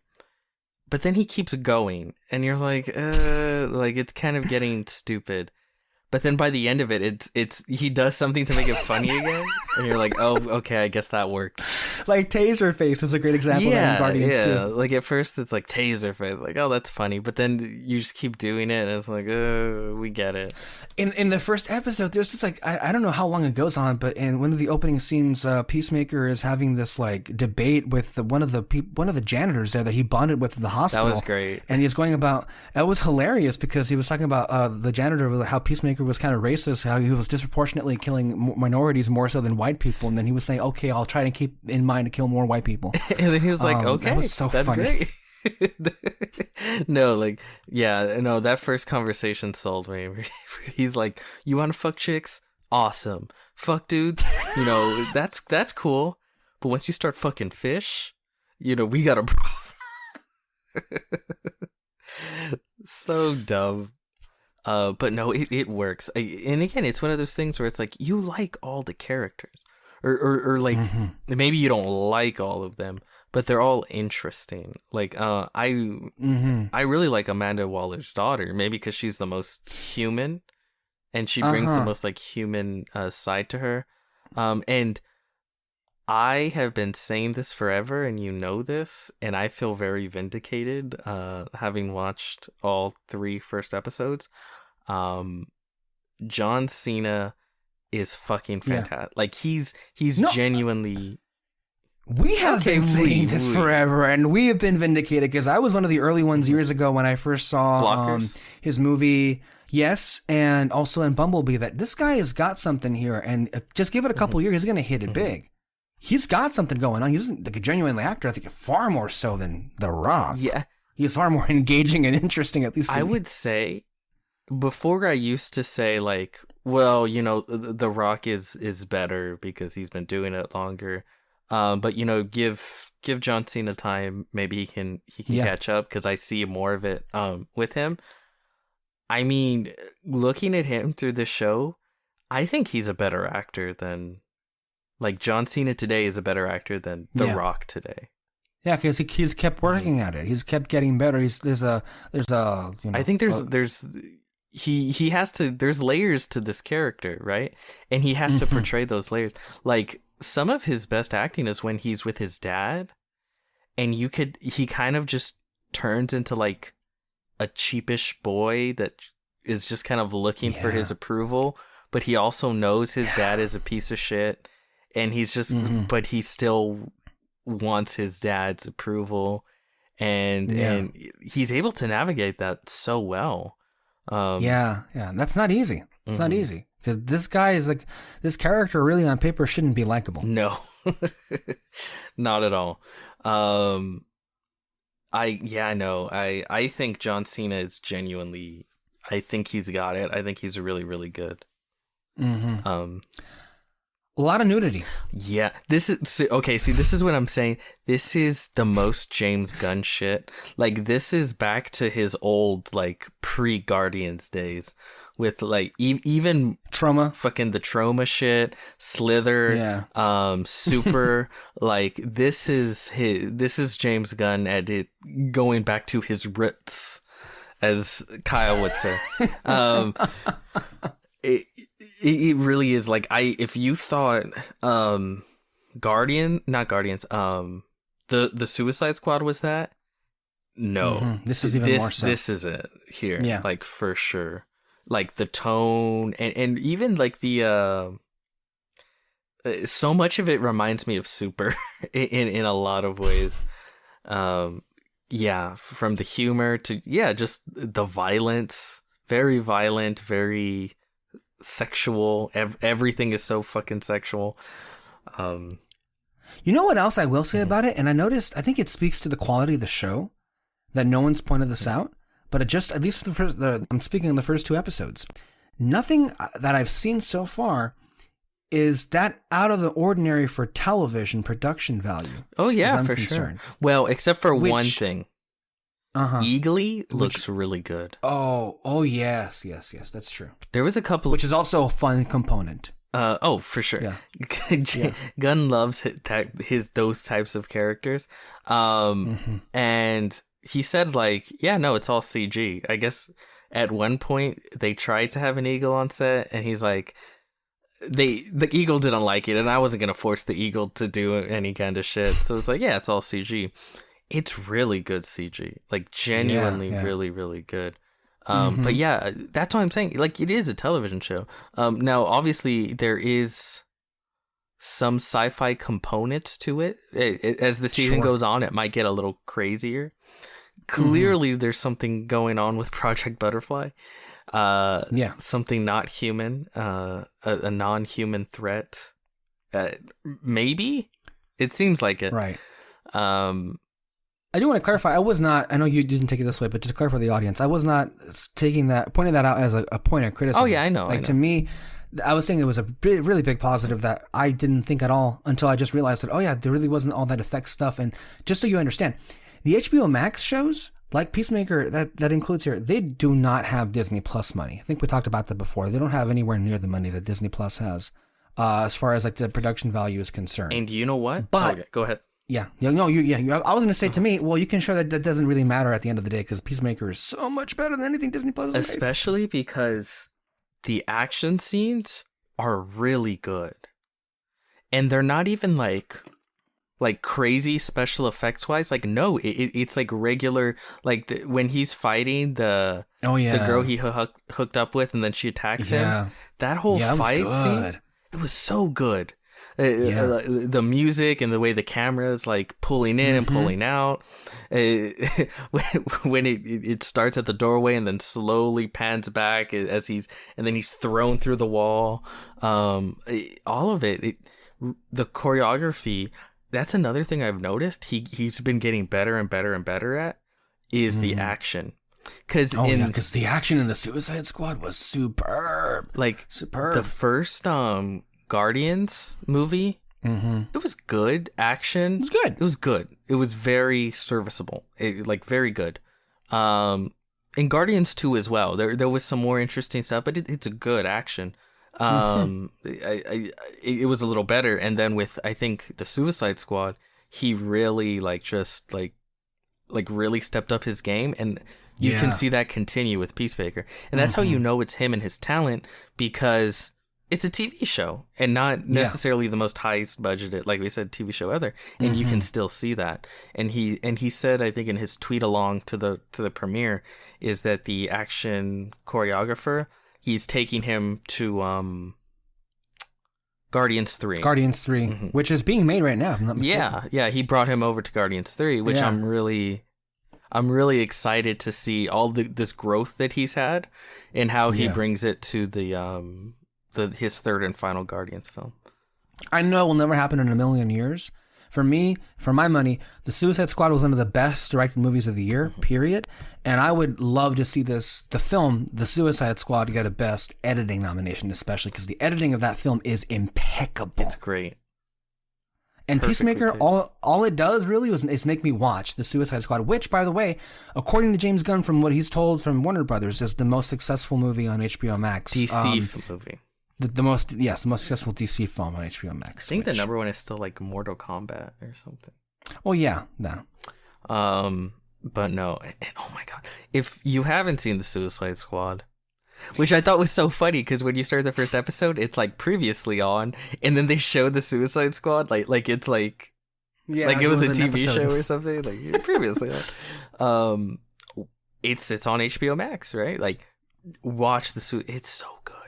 Is it on HBO Max again? The Suicide Squad? Yeah. Okay. Just making sure. That one I feel kind of okay recommending to most people. With Peacemaker, I don't feel comfortable recommending to everyone. That's a different, it gets, it's adult. It's very, very adult.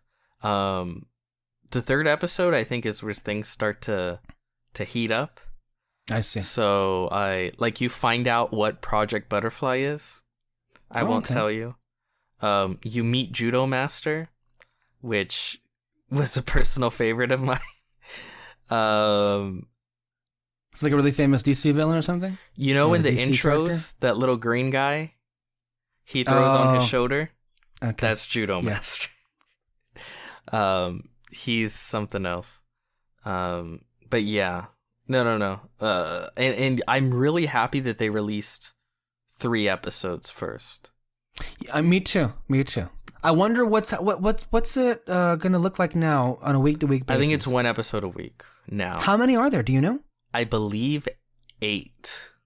That's a good number. I like 8. 8. Much better than 6. Mm-hmm. I prefer 8 to 6. Because I think I saw the Double Toasted review, and they said they were given like 7 episodes. But they got 7? Yes, Damn. They got 7 to review. Because they kind of imply like, they're like, I don't think that's the last episode because it does not end where it's like the end of the season or the story or anything like that. And then I think I read somewhere else that it's like 8, maybe 9, but I think it's 8 episodes, 8 or 9. But I think the idea of like releasing 3, I think works really well because it's a lot easier to like you get such a good idea of like, okay, this is this series, I'm really into it, and it's so much easier to like recommend. Because if you just see 1 episode and you're like, well, I'm introduced, like, okay, I think it's harder to get people just like invest. Once you're 3 in, you're invested. I agree with your point, but that being said, that was a damn good first episode. It was a really good first episode. I agree. But I think pilot, like, holy shit, that was good. I'm not just talking for Peacemaker, but I'm saying like in general, like I agree, yeah. Like for I know it's probably only 6 episodes. Well, what was the show? Arcane did that, right? They had the first 3 episodes, but then they did 3 and 3 a week, not in a 3-week period, right? Yeah, they did 3 episodes per Friday, not 3 and then 1. I think it was like they released them 3 at a time. Like it was like part 1, part 2, part 3, which would also be cool. But yeah, no, I'm digging it. Yeah. I am too. I look forward to talking more about this as we go on. Now, real quick, we can't like not acknowledge it, but the Book of Boba Fett's happening. I've seen it. Yeah. It's funny, like, even the Star Wars people that eat up this shit aren't liking the show. That's interesting. I didn't think that would happen. I'm really shocked that that's where we're at right now. In full disclosure, everybody in the world, probably if you're listening to this show, love The Mandalorian. Peter, famously, he and I, alongside our good friend, our compatriot Alexis Moreno, we famously hate it. We're the only 3 people in the world that don't like this show whatsoever, or the flavor of this. And, Book of Boba Fett, they brought over Jon Favreau, and he's written all the episodes. And it's hilarious to me how that this show is just not vibing with them. Quite frankly, here's my hot take. It is more boring than The Mandalorian, but for whatever reason, I'm engaging with it more than The Mandalorian. And the only thing really? I'll chalk that up to is because I get to see Tamora Morrison's face and he actually gets to act. Whereas I just can't get through Din Djarin having a helmet the entire time, and it's the same thing every week where we go off to a different location and then we're just having an Easter egg hunt. Whereas here, it's one continuous story. I did say a lot of it is kind of boring, but I don't know. At least it's Tamora Morrison. I like Tamora Morrison. I like Ming-Na Wen. Granted, it is a lot of the stuff I'm beyond sick and tired of. Granted, on principle, I don't think this is the thing that should have been made or that it warranted being made whatsoever. So again, I am going through very low expectations. So even while a lot of it doesn't really work, okay, it's palatable. Whereas Mandalorian to me is also palatable, but an annoying kind of palatable. That being said, on this show as well, there are things about it that, quite frankly, are just like it's stalling for time. I don't understand how we're 4 episodes in and it acts like it has a whole 22 episode arc. It is the slowest thing I've seen in a long time. It really is. And I don't even know where the hell this is going. But this is really, more so than anything else, the purest form of fan service. And I hate it for that. The writing is garbage. I'm sorry. But you know what? The writing was John also... Favreau wrote it. I was going to say, the yeah. writing is also this garbage and the fucking Mandalorian. People eat that shit Thank you. That's the thing where I'm having a hard time, like... I mean, I'm happy that people are calling it out here, but it also makes me kind of infuriated that they're not calling it out for the other show. It's the same level of writing. Yeah, it's no, I don't think it's any worse. This is the issue for me. This show stars Tamora Morrison, Ming-Na Wen. You got fucking Danny Trejo in there. That's fine. Directed by Robert Rodriguez. Mm-hmm. These are all people I adore. Yeah. I should love the this. work these people have given us over the years, over the decades, the ages, shall we say. I should love this. Yeah. And I don't even like it. Like, that's bad. I'm sorry. Like, that's bad. Like, and I love Star Wars, right? It's yeah, I love Star Wars. I should, this feels like it should be made for me. Mm-hmm. And it most certainly is not. Well, let's be real. We're 4 episodes in. First of all, I don't really know what Fennec Shan is supposed to be besides just the girl that's there, and Star Wars does that too many times, and they can't give Ming-Na Wen actual character to inhabit, and she can do a lot with that, believe me. Mm-hmm. Then Tamora Morrison. It feels like they don't know what to do with him, or they're going back and forth, but it's like this whole show is about him trying to be a gangster like Jabba the Hutt He's was. The nicest gangster the galaxy has ever seen. This isn't the character this isn't the character that was originally. This isn't even, I think, the version that people thought of in their heads. To me, that's the thing. That the most important question that the show has not even bothered to answer as of yet is why Boba Fett even wants to rule. I don't think they're going to answer that. I think in their mind, it's... Because in their mind, it's like, well, it's cool. Like, it's not even a question. It's badass. Like, why wouldn't you want to see Boba Fett take over the underworld or whatever? It is funny, though, like, this comes out at the same time as something like Peacemaker, because Peacemaker is about a piece of shit bad guy.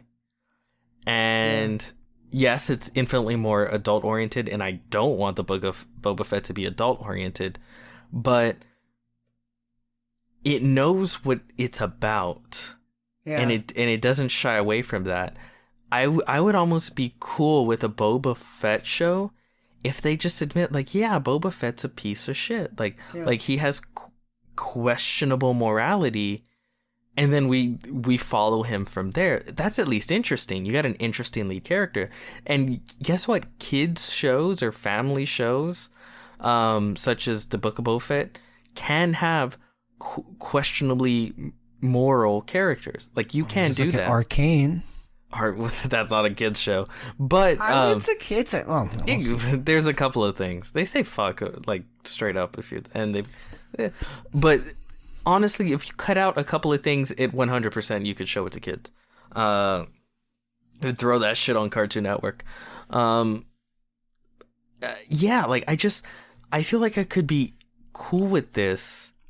We're just more into it if, one, Boba Fett acted like Boba Fett. Yeah. Just in any way.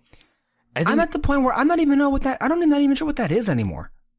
Well, the fans always wanted him to be something he never was. They created this fake character in their head, and you can see that because of Jon Favreau's writing. Like, he is the fan conduit, and it's like, he's just a good guy. Like, I feel like Jon Favreau is incapable of writing characters with, like, moral gray areas to them, because every character he writes just turns into happy-go-lucky good guy. Yep. Like, I still maintain the best episodes of The Mandalorian were the first 3, because that's when characters were morally gray. Fucking what's his name? Carl Weathers. Carl Weathers was a morally gray character. And so was Mando, and so was everyone else he interacted. That Ugnaught, who was all like, this is the way. Yeah, Queel. Even though he was a cool dude, he was morally gray. He was helping a bounty hunter steal a baby to sell it, right? And the show acknowledges this, and I give them kudos for that. So it's like, that stuff was interesting, but once we get past the third episode, everyone is just good guy. And even when Boba Fett came back in the second season, I knew they're just going to be like, good guy Boba Fett. And that's what they have here. And it sucks because he's trying to run a criminal organization, and the writing is just crap. Like, he goes to the mayor's office and he's like, where's my money? And the mayor's like, well, we're not going to see you today. So then he goes back home and has a flashback, and then he goes and then he talks to the fucking Hutts, and then he's like, show me respect, and they're like, no thank you. And then he goes back home, and then he has a flashback, and then like, it's so repetitive where he goes and he meets like the same three people, like the Hutts, the mayor, and I don't know, some other fucking person, I can't remember. And then he has a flashback to the Tusken Raiders. The Tusken Raiders, which I know a lot of people are into that. I think it's fucking boring. I don't care. I legitimately don't care. The part of me feels like all of that backstory shit was just included so they could show him crawl out of the Sarlacc pit. Like, I think that's the only reason that exists. But everything going on in the modern day, it's like, are you sure? Let me real quick. Mm-hmm. My suspicion is, and I can definitely say that they haven't really exemplified this, but I guess I'm going. Maybe I'm just dumb here, but I'm thinking they understand that the Boba Fett that they have here in the present day is this heart of gold person that leads with honor instead of fear, but that's not who he was in the movies. My suspicion is that through his arc, quote unquote, the Tusken Raiders, is how he found his way to be, I guess, more of a moral guy. I'm thinking that's what they're going to do with it, and that's how they're going to explain away why he feels different now in the present than he was before. Wrong. Okay. Because within the first episode, he in that flashback, he's saving people. Like, he's trying to help other people get free from the Tusken Raiders. He saves the little Tusken Raider kid. Oh, that's right. And then he goes. Yeah. He's Never already a happy-go-lucky good guy. I rescind my suspicion. That was wrong. Yeah. He actually was asking that. What's his name? It's funny though. I think it's just you understand how stories work. Me? And you were trying to morph it to make sense. You were trying in your mind. You're like, I was trying to justify it. Like, maybe they got something going on here. Never mind. That would work better, right? Like if he gets out of the Sarlacc pit and he's just a piece of shit, right? And like if they have it where like at first he's gonna leave that fucking that village. He's gonna leave that kid to die. Mm-hmm. Right? Maybe like the beasts frees him from the things, and then it runs after the kid, and he's like, fucking fuck you, see you, and he starts to walk away, and then he's just like, oh, god damn it, and then he runs back and saves the kid, and then like through that kind of affects you see the reason why he acts the way he does today. Mm-hmm. I think that would be great, right? Like if you see him have an interaction with, like, let's say the Hutts in the present, and then you get a flashback that kind of explains why he's acting this way and sort of sheds light into a lot of the modern day interactions. That's something, right? Yeah. But you're right, though. I do remember now. I remember him when he was just being taken prisoner initially in the first episode. He offered that other prisoner to get him out of his binds. Yeah, never mind. I thought they were going to go somewhere with this, but turns out... I know you're trying to find something here. And it's so... And again, it pisses me off because it's like, there is... I like Ming-La Wen, and I really like Tamil Morrison. Fucking put Tamil Morrison in every fucking film. I love him. They finally put Machete in a galaxy far, far away. I should love this shit, right? And I did love. He looked so cool. Like he's like, ooh, you know, he's giving his classic sort of scowl as a Rancor, but of course it's a fucking Rancor. It's I don't know, man. I hate Star Wars now, I guess. I just everything they make is just so boring. That's the thing that bothers me. It's boring. I know. You're right. It's boring. I'm just holding out hope Kevin Feige hires Chloe Zhao for a Star Wars movie. That's the thing. I don't mind if it's not for me or it's kind of bad, but like, cause like, yeah, I'll say it with Eternals. I like it. Mm-hmm. But it's not great. There are great things in it. Like, it's obviously there's risks and rewards and some failures in that film for sure. But it's interesting. It's interesting because of that. What bothers me with Star Wars is you don't even get that nowadays. Yeah. You don't even have the interesting failures. Yeah. Even when there is failures, they're just like, they're safe failures, like The Rise of Skywalker, where it's like, this is shitty in all the safest ways, which just makes it shittier. Yeah. Like, even with DC, like, a Batman v Superman, I'd rather have, like, a Batman v Superman type thing going with Star Wars, because it's like, that's something. I can have endless conversations on that. Like, this doesn't elicit and this doesn't really inspire any hope for the Ahsoka series, which, by the way, Jon Favreau murdered. The original iteration of that series was supposed to be an animated Dave Filoni show, which, at least, say what you want about them, are effective at making you feel anything, something at least. And now, I suspect is he just writing all the shows now? Is he writing the other Star Wars shows, like Andor and everything? I know he's not involved in the Obi-Wan thing, but I assume he's going to be involved heavily in the Ahsoka show. Well, and then they're also going to have their third Mandalorian show, the Bo-Katan series. The Bo-Katan. I guarantee you, he's going to be all over that. And you know what's also going to make it pretty fucking boring? The Ahsoka series is, you have to imagine the scale of what that story was supposed to be has been, like, pulled back dramatically. Gutted. Yeah. Gutted. Because remember, the leaks we were talking about what the show was going to be, that sounded pretty epic. I didn't want to use the word, but yeah, like it was going to be almost this entirely new galaxy going on. Like, just a lot of crazy stuff that you could only accomplish either in a film or an animation. And Jon Favreau said, let's do it in live action because he believes live action is a superior medium. And if you're a storyteller that believes that, I think, well, you're a Jon Favreau. I think the work speaks for itself. And the problem is, and I notice, I think I have seen a lot of those people that you're finding that are not gelling with Book of Boba Fett.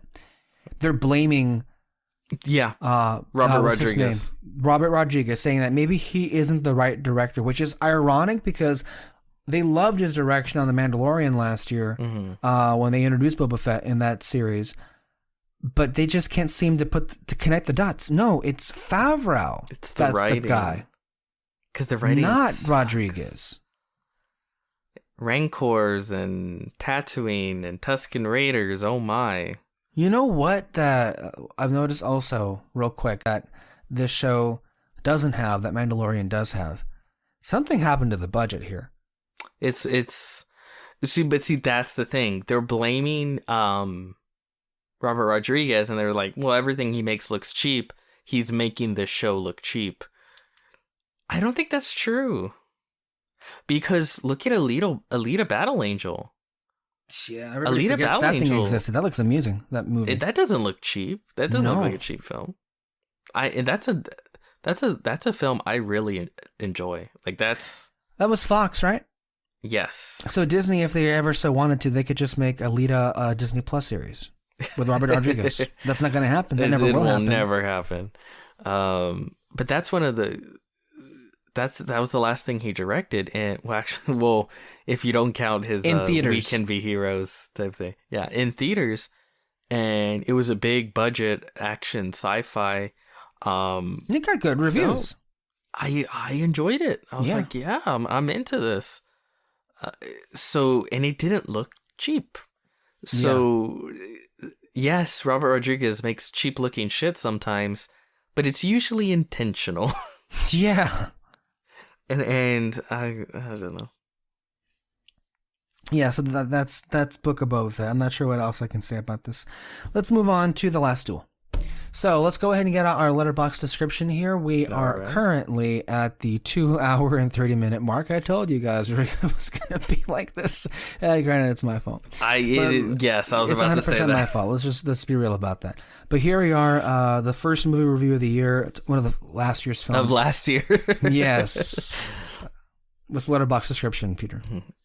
The Last Duel, directed by Ridley Scott. The true story of a woman who defied a nation and made history. Is it about Hillary Clinton? No, that's 2024 Hillary Clinton. Oh, no. Stop that. King Charles IV. Oh, God, I hope that's fourth. VI is the fourth, right? Yes. Maybe the sixth. I thought 6 was IV.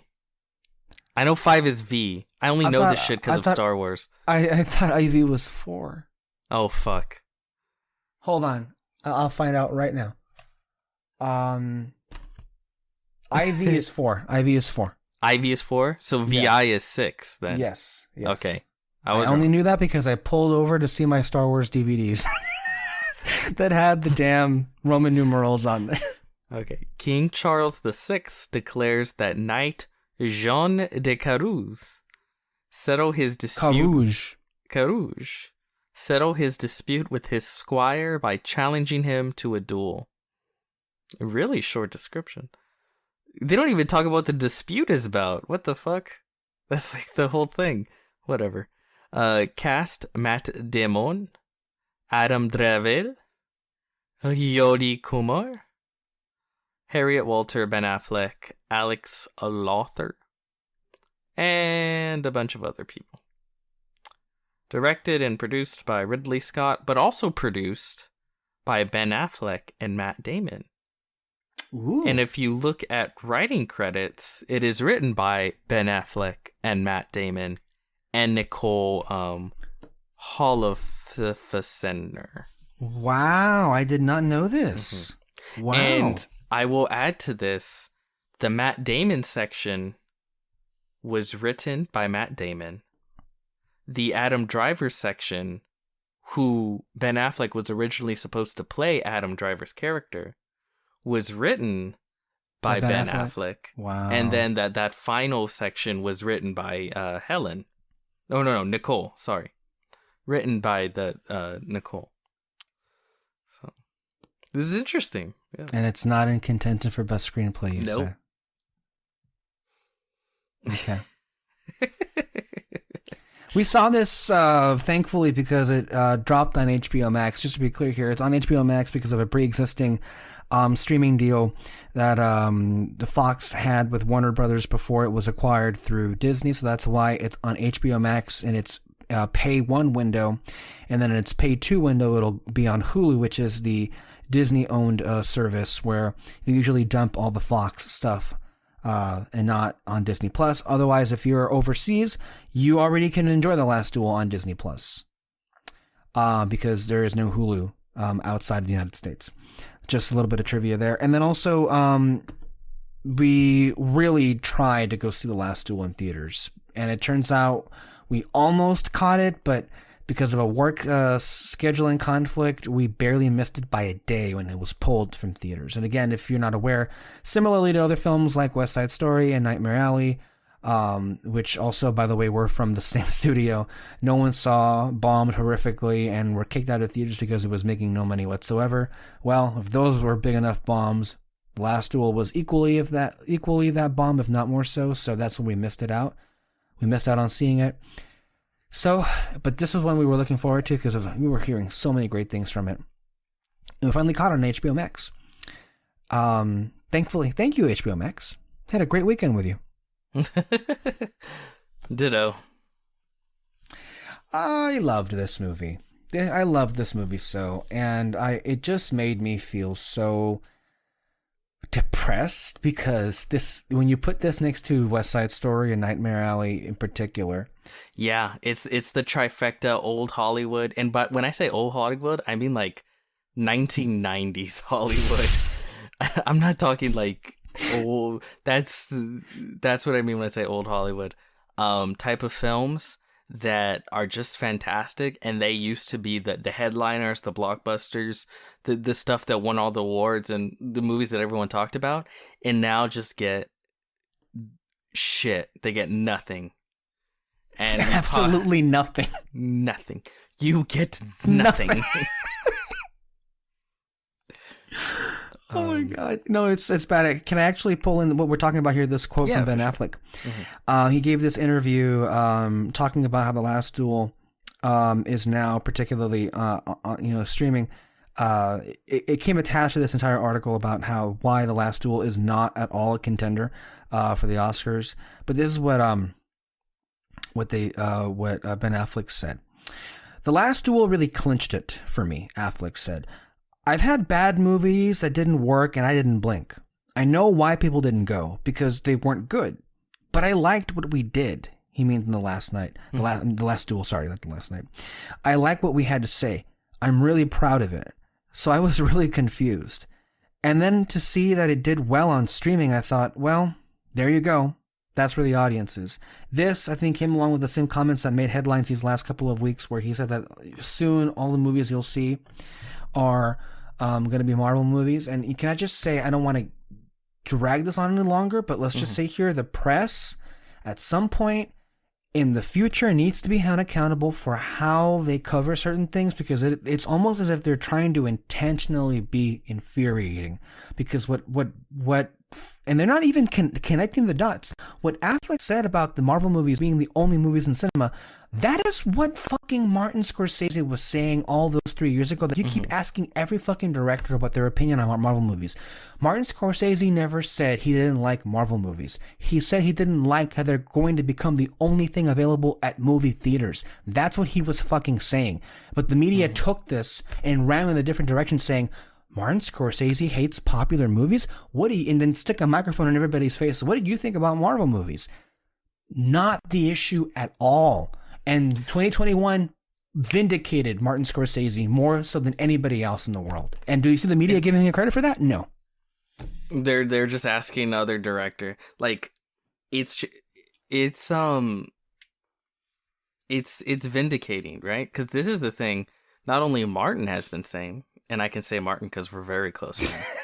They call him Marty. His real friends call him Marty. His real friends call him Marty. We call him Marty. This is what we've been saying. And we love nerd shit. We see every Marvel superhero we thing. We just talked about Star Wars and Marvel, just yes. Right now. Mm-hmm.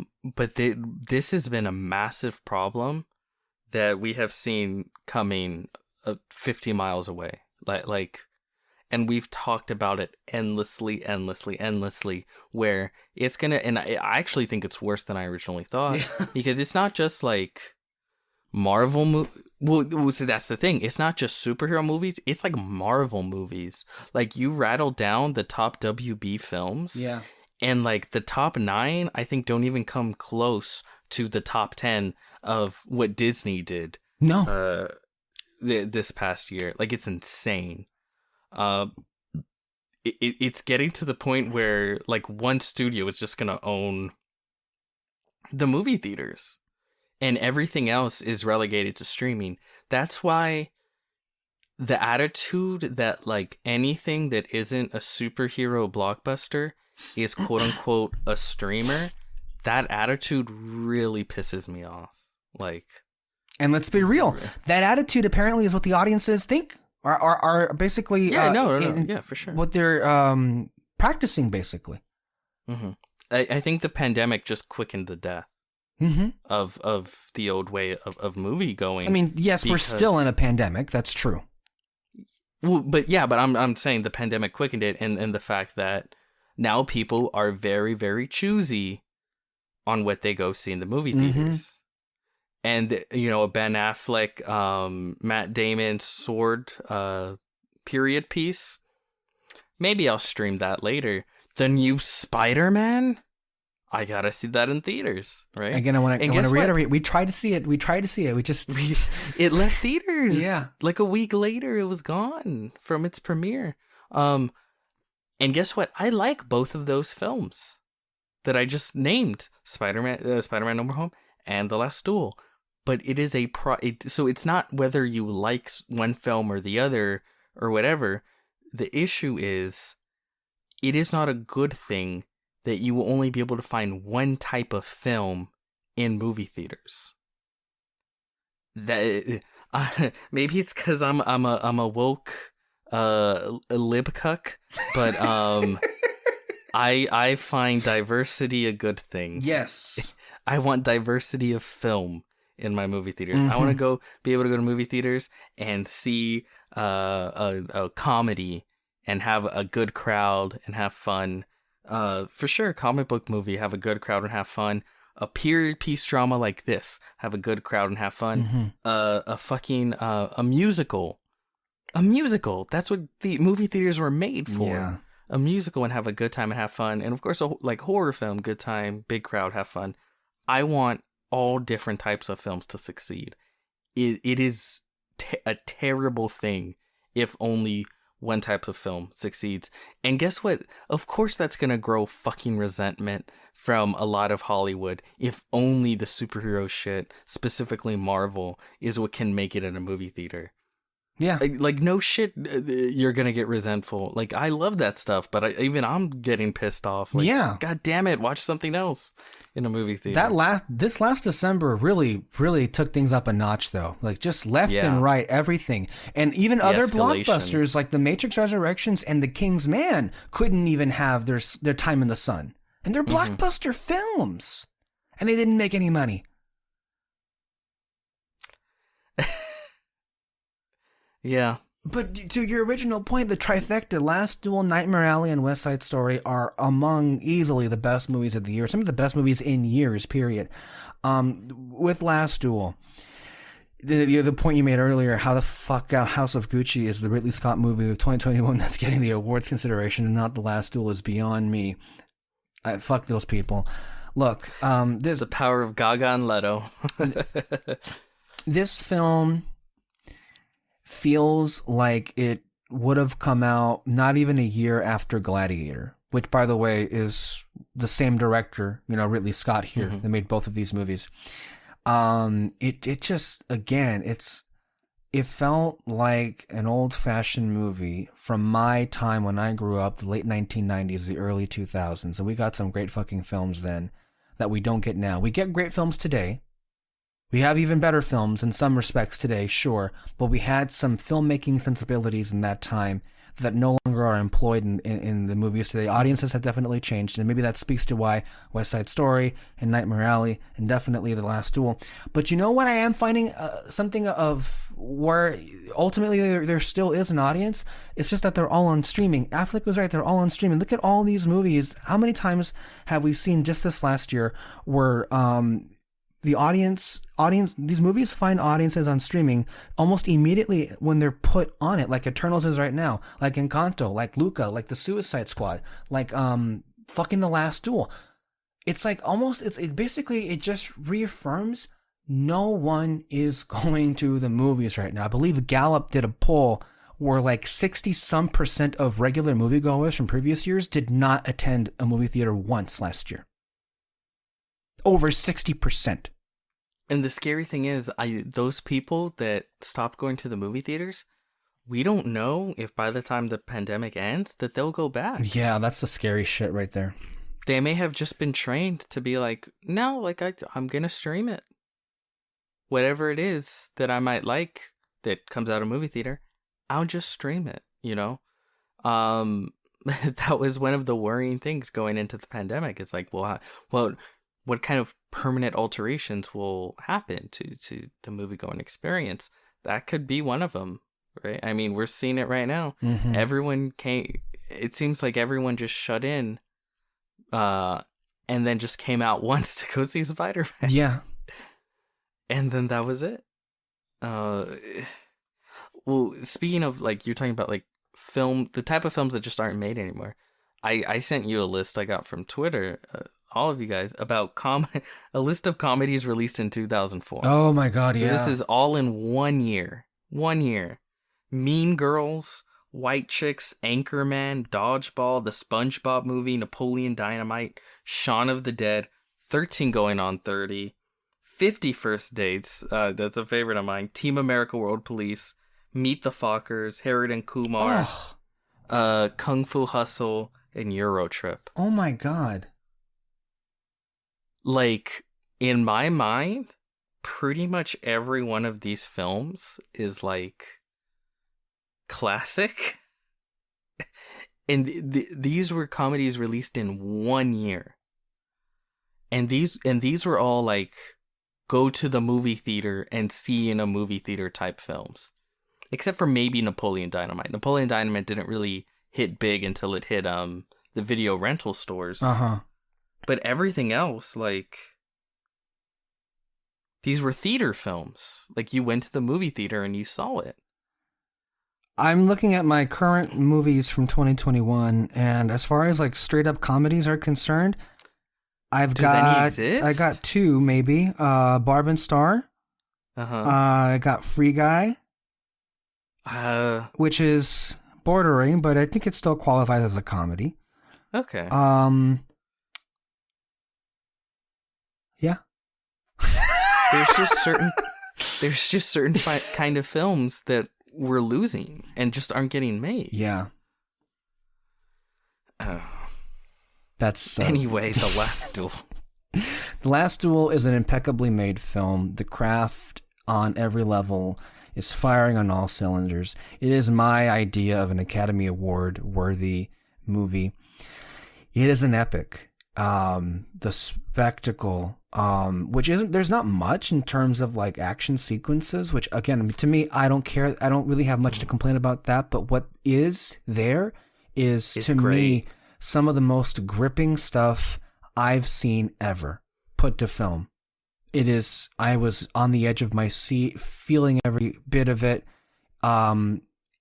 Ridley Scott, you know, again, you talk about hit or miss, but really it's crazy how he hasn't lost it.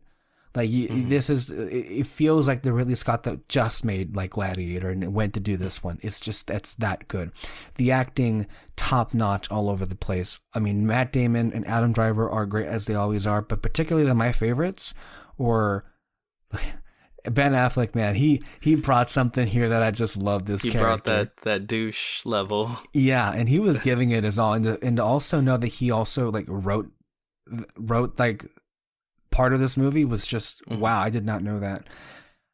But of course, you also have the incredible Jodie Comer, who just makes you feel so much. This film is grueling. It doesn't hold back. Again, first of all, spoiler alert, she's raped. I don't know why that's a spoiler. You see the trailer, you know that that's going to happen in this movie. Yeah, I have no idea why that was not in the description. Like, that's the whole fucking movie. Yeah, she gets raped, and we have 3 different accounts. The film has a particular, I think it borrows from an older movie. I can't remember what the name of it, the particular format is called. But we have the story, the narrative is broken up into 3 different sections. We have it told from 3 different perspectives: Matt Damon, Adam Driver, and you have Jodie Comer here. And the fact that it never lost me, and we're seeing kind of the same things being told from a different perspective, is an accomplishment in and of itself. I was entirely engaged. This movie didn't lose me once. The costumes, the cinematography, the score, the performances, the writing, the dialogue, the action, the direction, the editing, everything here is just about as 10 out of 10 as you can possibly get. Immediately, I've seen, I think, at least 60 movies this year, immediately topped into, like, it shot into my top 15 of the year. I'm not even, like, mincing any words there. It is just a fucking great movie. And I'm glad that a lot of people are watching on HBO Max. I know Alexis and her dad saw it. My parents saw it last night, and they liked it a lot too. So I think your dad even saw it. My dad saw it. Yeah, so, he really liked it. Yeah. And we were talking about it. It's like, we're like, yeah, it's really good. That's the thing. It's so accessible to. It's a very accessible, like old school Hollywood film. So the fact that it just, oh man, you know what's funny? Maybe I didn't notice the title card at the very beginning, but I didn't know about the act structure at first. Right? Yeah. Like going through with Matt Damon's section. At first, like when it first starts and the first action scene where they ride in, I immediately knew like, okay, this is good. Because to me, it's like, this is Ridley. Yeah. Like, I've seen Ridley's best. Like, okay, this is his best. This is him shining. But at first I was a little like, I started to falter. Like, I don't know, because it rushes so much. Yeah, it does. In the beginning.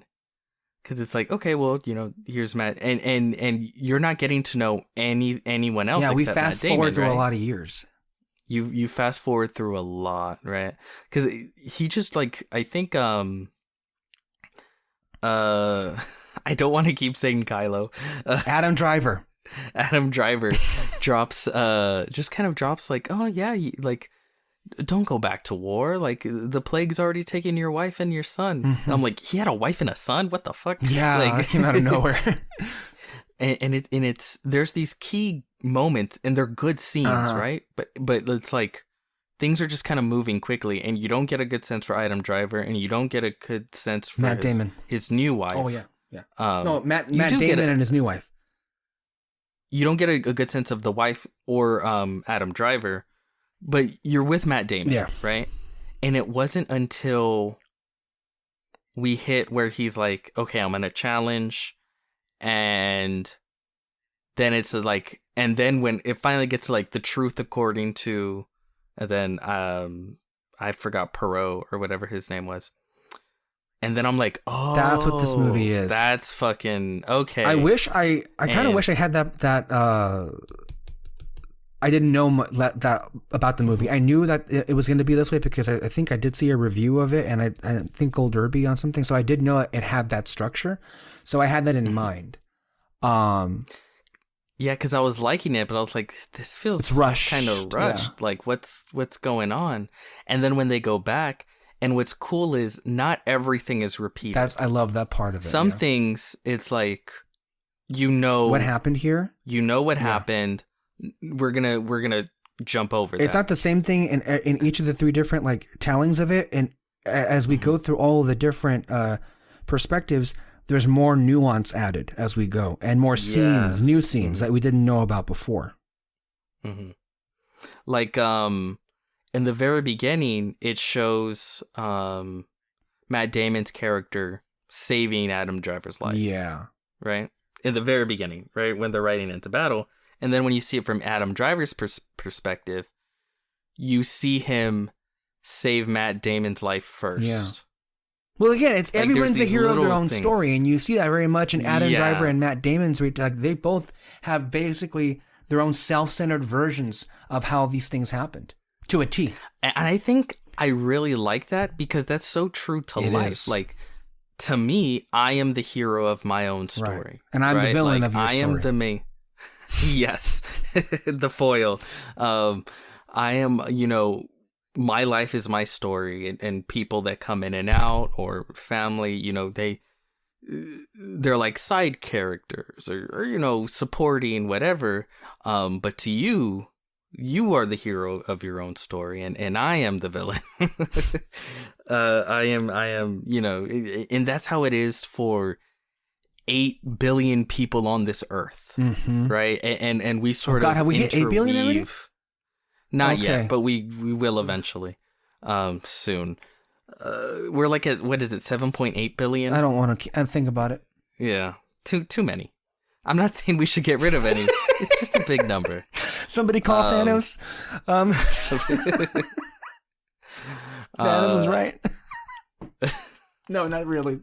Well, no, he was not. But to me, I think that's really interesting, right? And that's kind of where empathy comes from. Like Like, empathy is basically me trying to look at life through your eyes, you know, or put myself in your shoes. And it's like, okay, if I am you, what do I see? And I find it, because I think empathy is so fucking important, and it's such a difficult.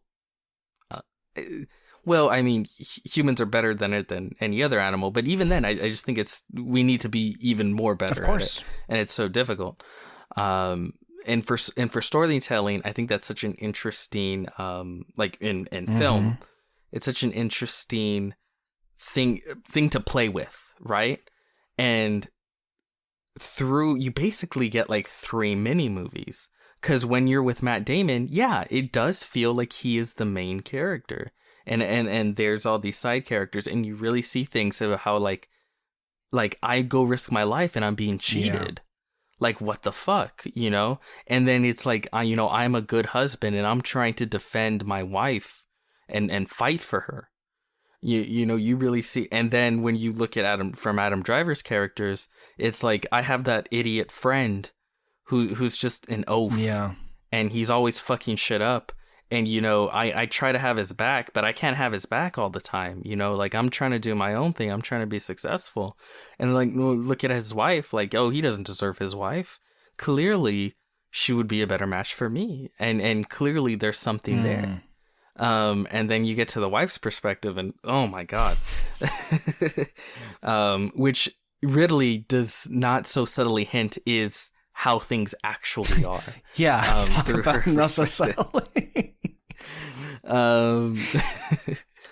But I really ended up really enjoying that, because again, they show the same scenes when it's necessary. And the little things that are off in each point are really cool. Yeah. But then there's other parts where it's like, no, like, you know what happens here. We're going to show you other stuff, right? Some of the same scenes are done to great effect, where like there are subtleties in difference with the actors' performers, and then also a little bit of the dialogue where it goes to show you, like, when you initially saw this particular interaction, it's not at all the truth of what it was like. Like, when one, I think, key distinction that we see between Matt Damon and then also Jodie Comer's version of the story is, you don't see much of it in Adam Driver, because I think Adam Driver is mainly like not. He's kind of mostly to himself. Yes, as well as, like, you know, trying to stalk Jodie Comer, but we don't see much of. He's not around them all that often when they're married, so we don't know the true. I guess. We don't know the true way this marriage works until we get to Jodie Comer. And it ain't the roses that Matt Damon painted it in the first act of the film. He's kind of a shitty guy. And that particular the scene I'm thinking of, when she tells him that Adam Driver raped her, he fucking almost like chokes her to death. Yeah, he's like, you did what? You know, and he just like grabs her by the neck. Like, not so subtle differences. And I like how there's hints to how it's different, because in Matt Damon's version, she comes off almost like shy. Like more innocently, right. more innocent, right? Like a delicate flower. Like, and shy, like, oh, like, can we go to the party? You know, like little stuff like that. One other aspect of it, that their wedding night, a lot of it kind of like with Game of Thrones, like, oh, I get the whole trial by combat situation here. Then also the bedding of it, their tradition where I guess, like, you have to consummate. I thought it was funny that they brought in fucking priests to put holy water on their bed. Like, what the fuck was that? Okay, moving on from everything was a ritual. But with Matt Damon, like, he basically he recalls that night saying, it's okay, we don't have to do anything, like, because he could tell that he was scared. At least that's how he remembers it. That's not how it happened at all. Like, he fucked her, and she didn't really want to do anything, because of course she wouldn't want to, because marriages were not marriages, they were business transactions, as this was. Yeah, for sure. And yeah, like just little differences like that. One of my favorite is, because it's so subtle, it's so small, is during the very despicable act, with Adam Driver and Jodie Comer, when she runs up the stairs, in Adam Driver's version, she like very carefully takes off her shoes before running up the stairs. And then in Jodie Comer's version, she's like scared running up the stairs and they just sort of slip off and she keeps going. Oh, I didn't even catch that. Wow. Yes. And it's so subtle and it's a little thing, but it kind of plays into their perspectives. In his eyes, like her carefully taking off her shoes before, running up the stairs is her a very calculated move in what he assumes is just sort of role play, I guess. And in her version, they fall off because she's in desperation, just trying to get up the steps and she's scared and they just happen to sort of slip off and then she keeps going. And there's little things throughout the whole movie where they won't there won't be a flashback, right? Mm-hmm. And be like, remember this? Now it's different. You just kind of have to remember it. You just have to and see it when it's there. And that's why I don't know when, but eventually I do want to rewatch it. Yeah. To see if I can catch any more little subtleties such as that. But yeah, no, that's why I think it's the way they did it benefited the storytelling a lot. No, absolutely. Man, there's just a lot. I guess the main component of this is, well, obviously the rape that happens, and well, actually, we start off the movie at the end, and then we go back to the beginning. Because the trial by combat. That was great because it shows everything, all these people, and the second they clash, the last duel, and then we go back to the beginning. And I know this isn't what we're supposed to talk about right now, but that last duel, fantastic. Like I wasn't even, because I didn't come into the movie caring about the action or the duel. Like I've seen knights fight before, but the way it's all built up throughout the whole film. That's the thing too. And by the time the narrative you get there, itself, the performances, you're invested, especially with like Jodie Comer, and then also the story that's going on. That all fuels your engagement and the suspense that happens in the last duel. I don't think you would have any of that if we just saw that by itself. I mean, that is a great piece of action, don't get me wrong, and choreography, but it's the story, it's the emotion, and it's these characters that you care so much about. Like Jodie Comer, basically in this weird, awkward tower, like in the middle of the arena, with her feet shackled, as and her fate literally is at the balance of these two guys fighting basically, her fate is not in her own hands at all. And some of the best moments of that entire sequence was cutting back to her, and just like she's just gasping for air, and you feel yourself also like holding your breath too, because holy fuck, she could be burned at the stake if this goes really this could go really bad if Matt Damon loses. And fuck him for not even telling her what would happen to her if like they were proven to, like, if he loses the trial by combat. Why would he? Why would you tell your couch that you're moving, right? Before you move? What use is that? That was another great scene where in the trial she is told for the first time what happens, and she's just trying to hold it together. That's an Oscar moment, ladies and gentlemen. That's an Oscar moment. I guess, I don't know, like trigger warning. Oh yeah, yes. This film has some tough scenes. You thought Game of Thrones was bad with Sansa and what's his name, Ewan Rion. They show you this thing twice. Twice, and I understand the first time was supposed subdued to be a like little bit because it's Adam Driver's subdued. Like it's not. It's I think from Adam, but it's because it's from Adam Driver's perspective.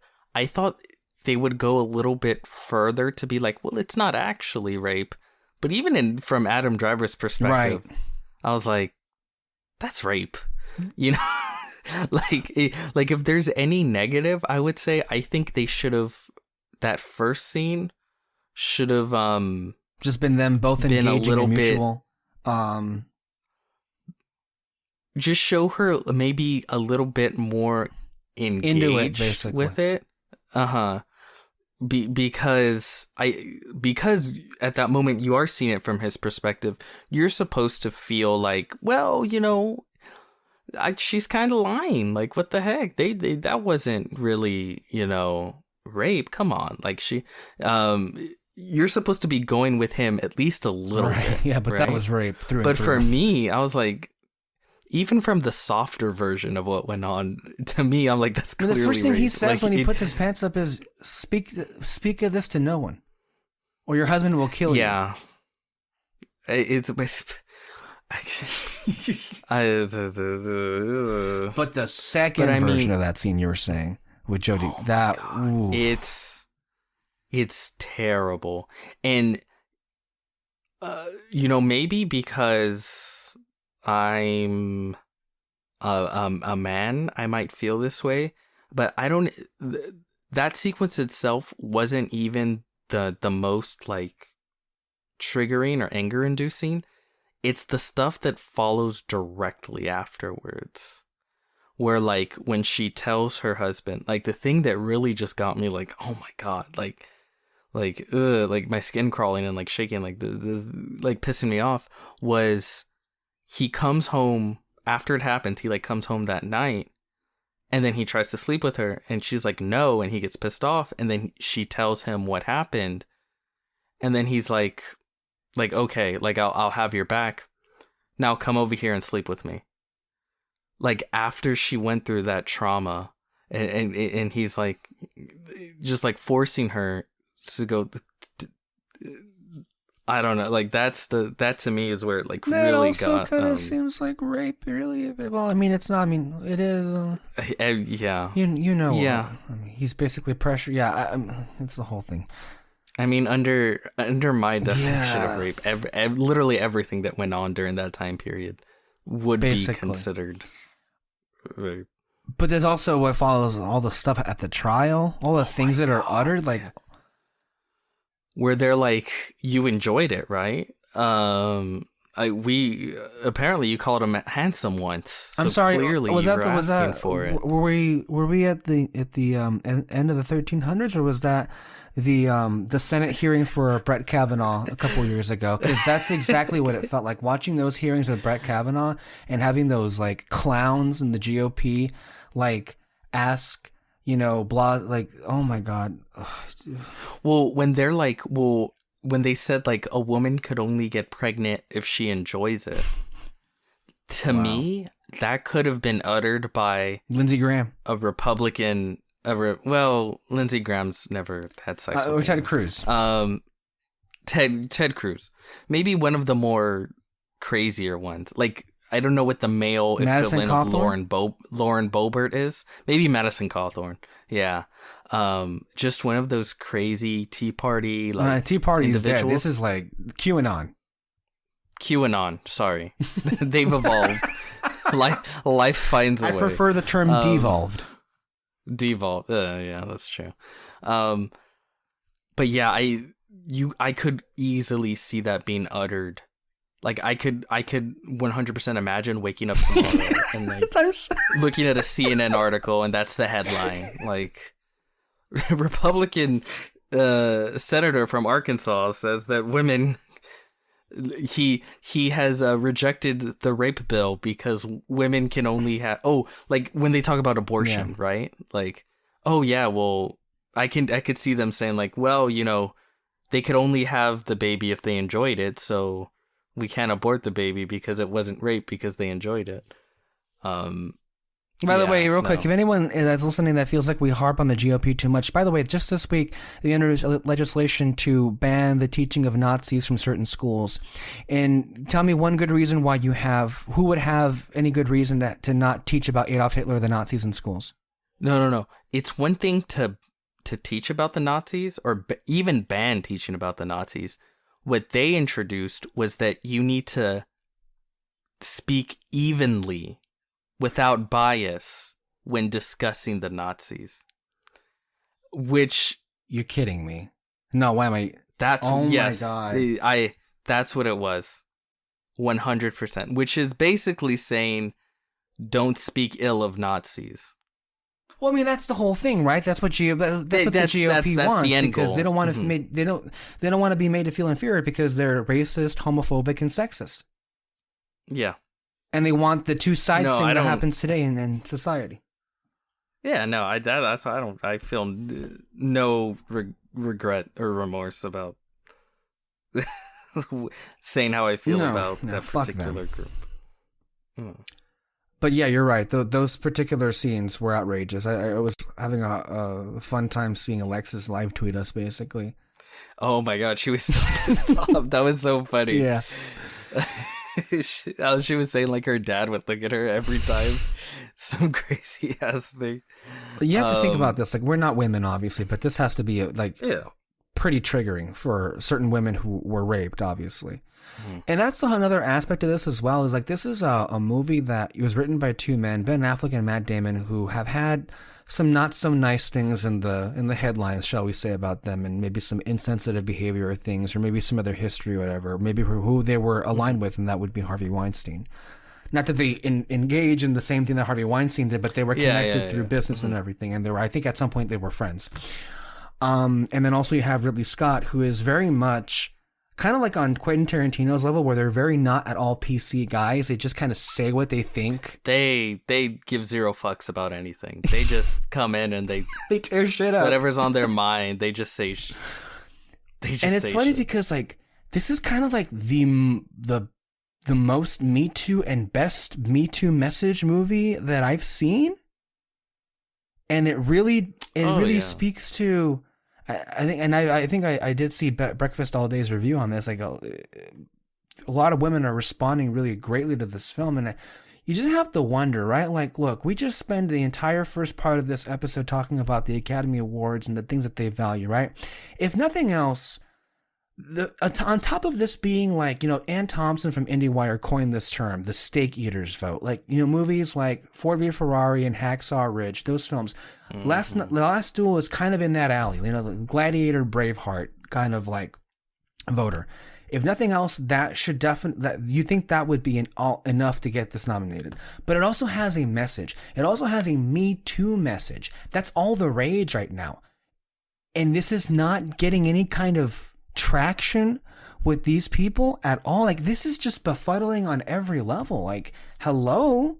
Like, is this not what gives? It's crazy to me because it really hits on all cylinders, right? Because it is that like classic medieval, because on the level of like Braveheart or Gladiator, when it does that stuff, it's fucking just as good, right? Like as those films. But when it also does the more like political discussions on and what feels sort of contemporary, what's going on with the Me Too men and women, I think it also does that really well, and it has big stars, great acting, great writing, shot, big time classic director, like. It's firing on all cylinders as far as what you would see get awarded, but it's nowhere to be seen. I don't know. It's absolutely nowhere to be seen, and that's just kind of it's infuriating because you know what? Like, it's one thing for the general audience to ignore this movie, right? That's one aspect of it being insulting, but that's an expected aspect of it, right? It's expected that this kind of movie just doesn't have any traction. But it's even more disheartening when it's the kind of group that usually does save these kind of movies and gives them recognition. And when they also ignore it, then it truly is just kind of invisible. It reminds me of other omissions over the years like Silence by Martin Scorsese. To me, that was his version of Schindler's List. That should have been a true fucking contender for direction and picture, and that film got ignored left and right. that film is so good. It's such an emotional, devastating devastating exploration of religion and faith, and just that was another one. Just kind of got nothing. It does worry me moving forward, because to me, I love mid to big budget blockbusters, right? Especially original. Of course, ones. I always talk about this. And like Pacific Rim with Guillermo del Toro. And The Last Duel, right? Like it's original, right? It's an original. I mean, it's taken from a historical incident, but it's an original story in the vein of Braveheart, and Gladiator. Yeah, and it has scale to it. Yes, it has a budget, costumes, fantastic action sequences, score. I haven't brought up the score. Score's really great. It has all those things that I really love and see in a movie, and that I'm afraid that are just kind of gonna disappear, because it's not like good indie films are never gonna stop being made, because it's relatively cheap, right? You can make them. You can make a Moonlight. You can make a Spotlight. You can make a Father. Those will be there. Those will always be there. Same with horror. Horror's cheap. Good horror is always going to be there. Mid to big budget type blockbuster films that are original, or at the very least aren't Disney/Marvel, those can disappear, right? Because they have such a budget to them. They could disappear. And that's where my worry lies in, because this movie was made and then it bombed. Real. And you said last month, why would anybody make a musical again after how poorly West Side Story, Dear Evan Hansen, In the Heights, all of the musicals that came out last year just underperformed? Why make a musical? Why? If fucking I was gonna say In the Heights, not really In the Heights, but if West Side Story, one of the most famous musicals of all time, Steven Spielberg, by the single greatest known filmmaker of all time, Steven Spielberg. If that can't make money, what musical can? I guess besides we said Disney Hamilton animated could musicals. do it. That's the one we could think of. Maybe Hamilton, because it's already got a. I guess that's the thing, right? You just have to develop a fan base before ever making the film. Yeah. A fan base that isn't aged out like West Side Stories was, apparently. That was a 60-year-old movie. Yeah. Yeah, it was aged out. Let's be real. Like if they make a Hamilton movie 60 years from now, I'm not sure how good it would be.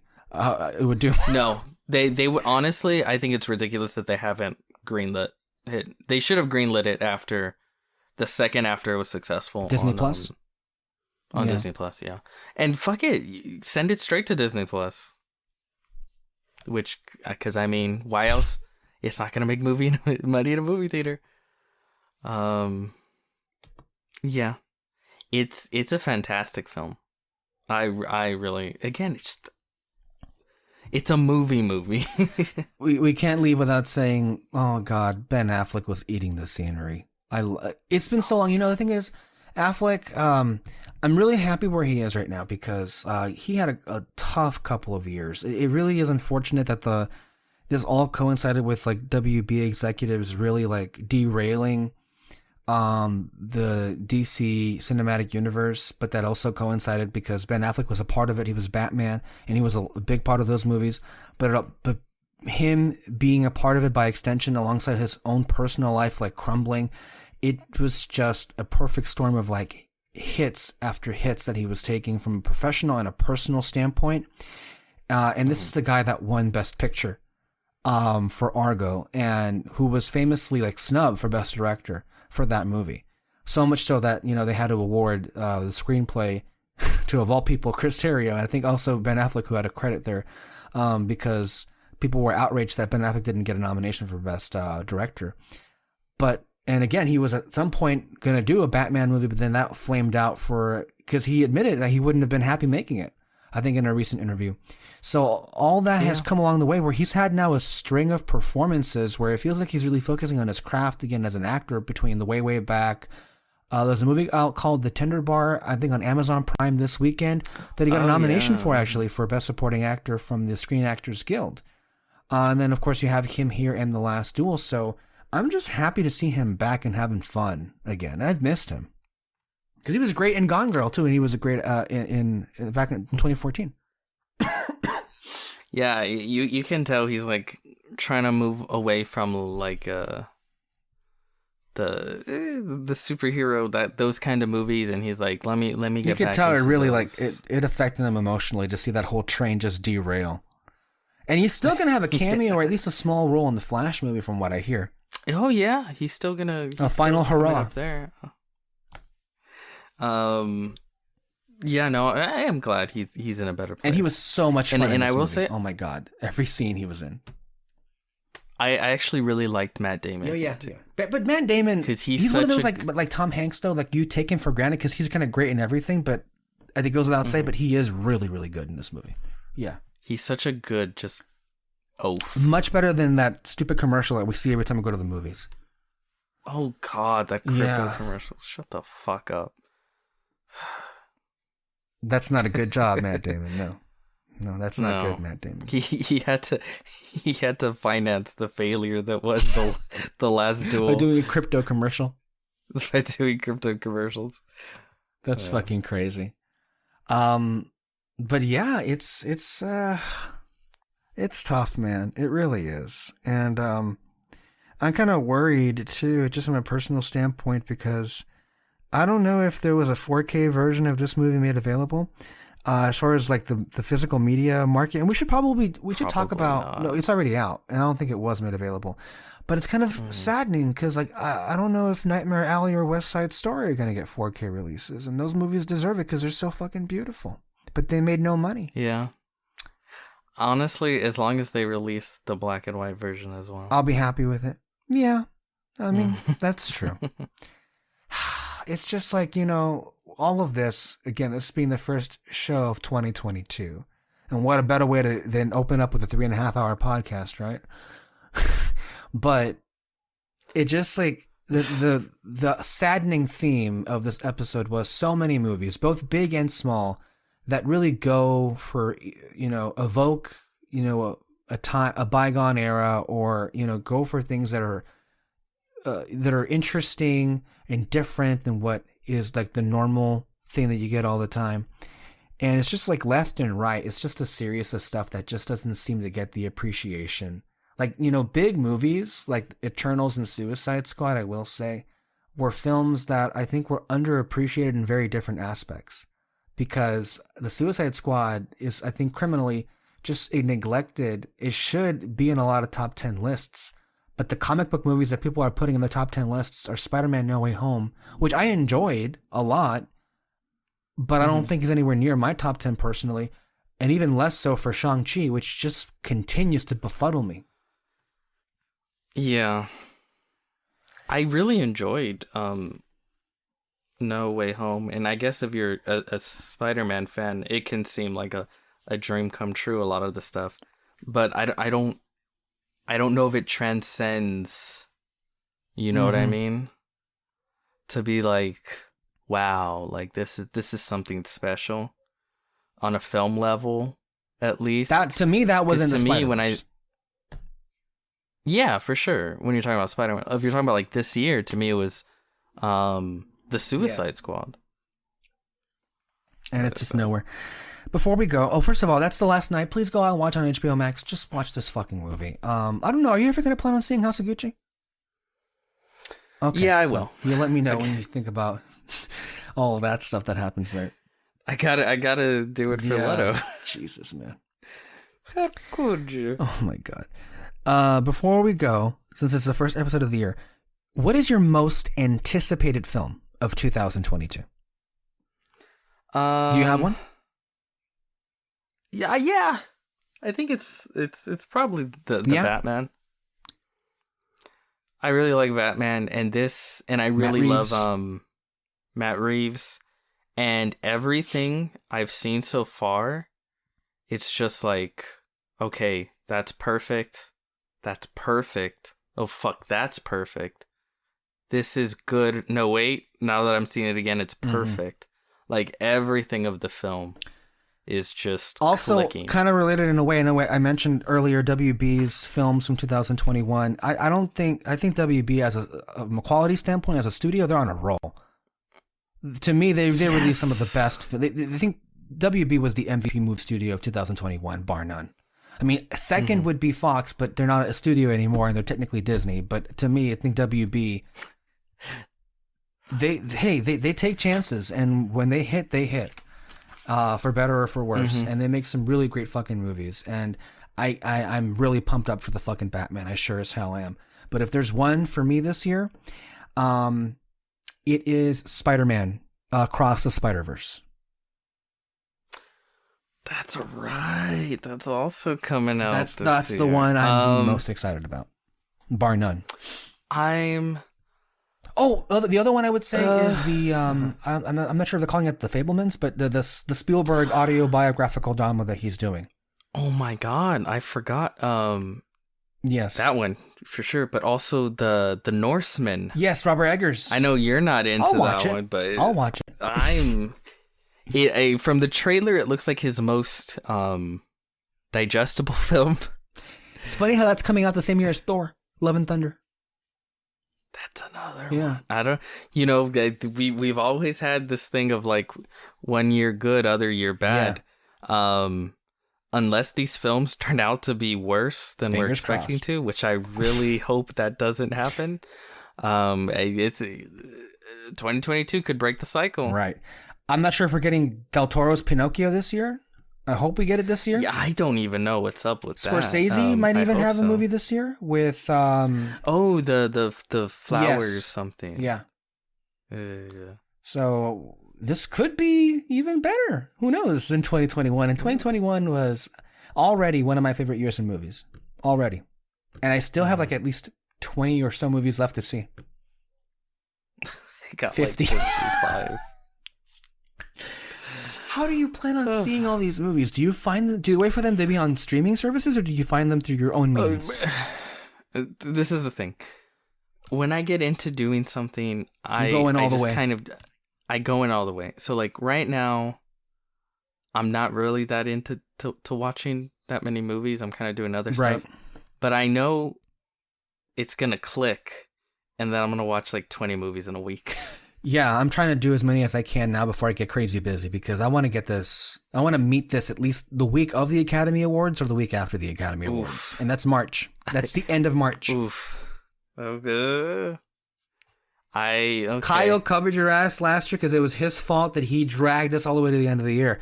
But if we go past March, that's going to be on you. Well, we don't know where Kyle's at. Fuck, man. He fucking got. Gotcha. Okay. Well, there's that. Thank you all so much. Thank you for being here. Thank you. I had a great conversation. It was good to have this talk with you again, and I missed it. 3.5 hours as it was, but hey, it's fun all the same. Bus. Yep.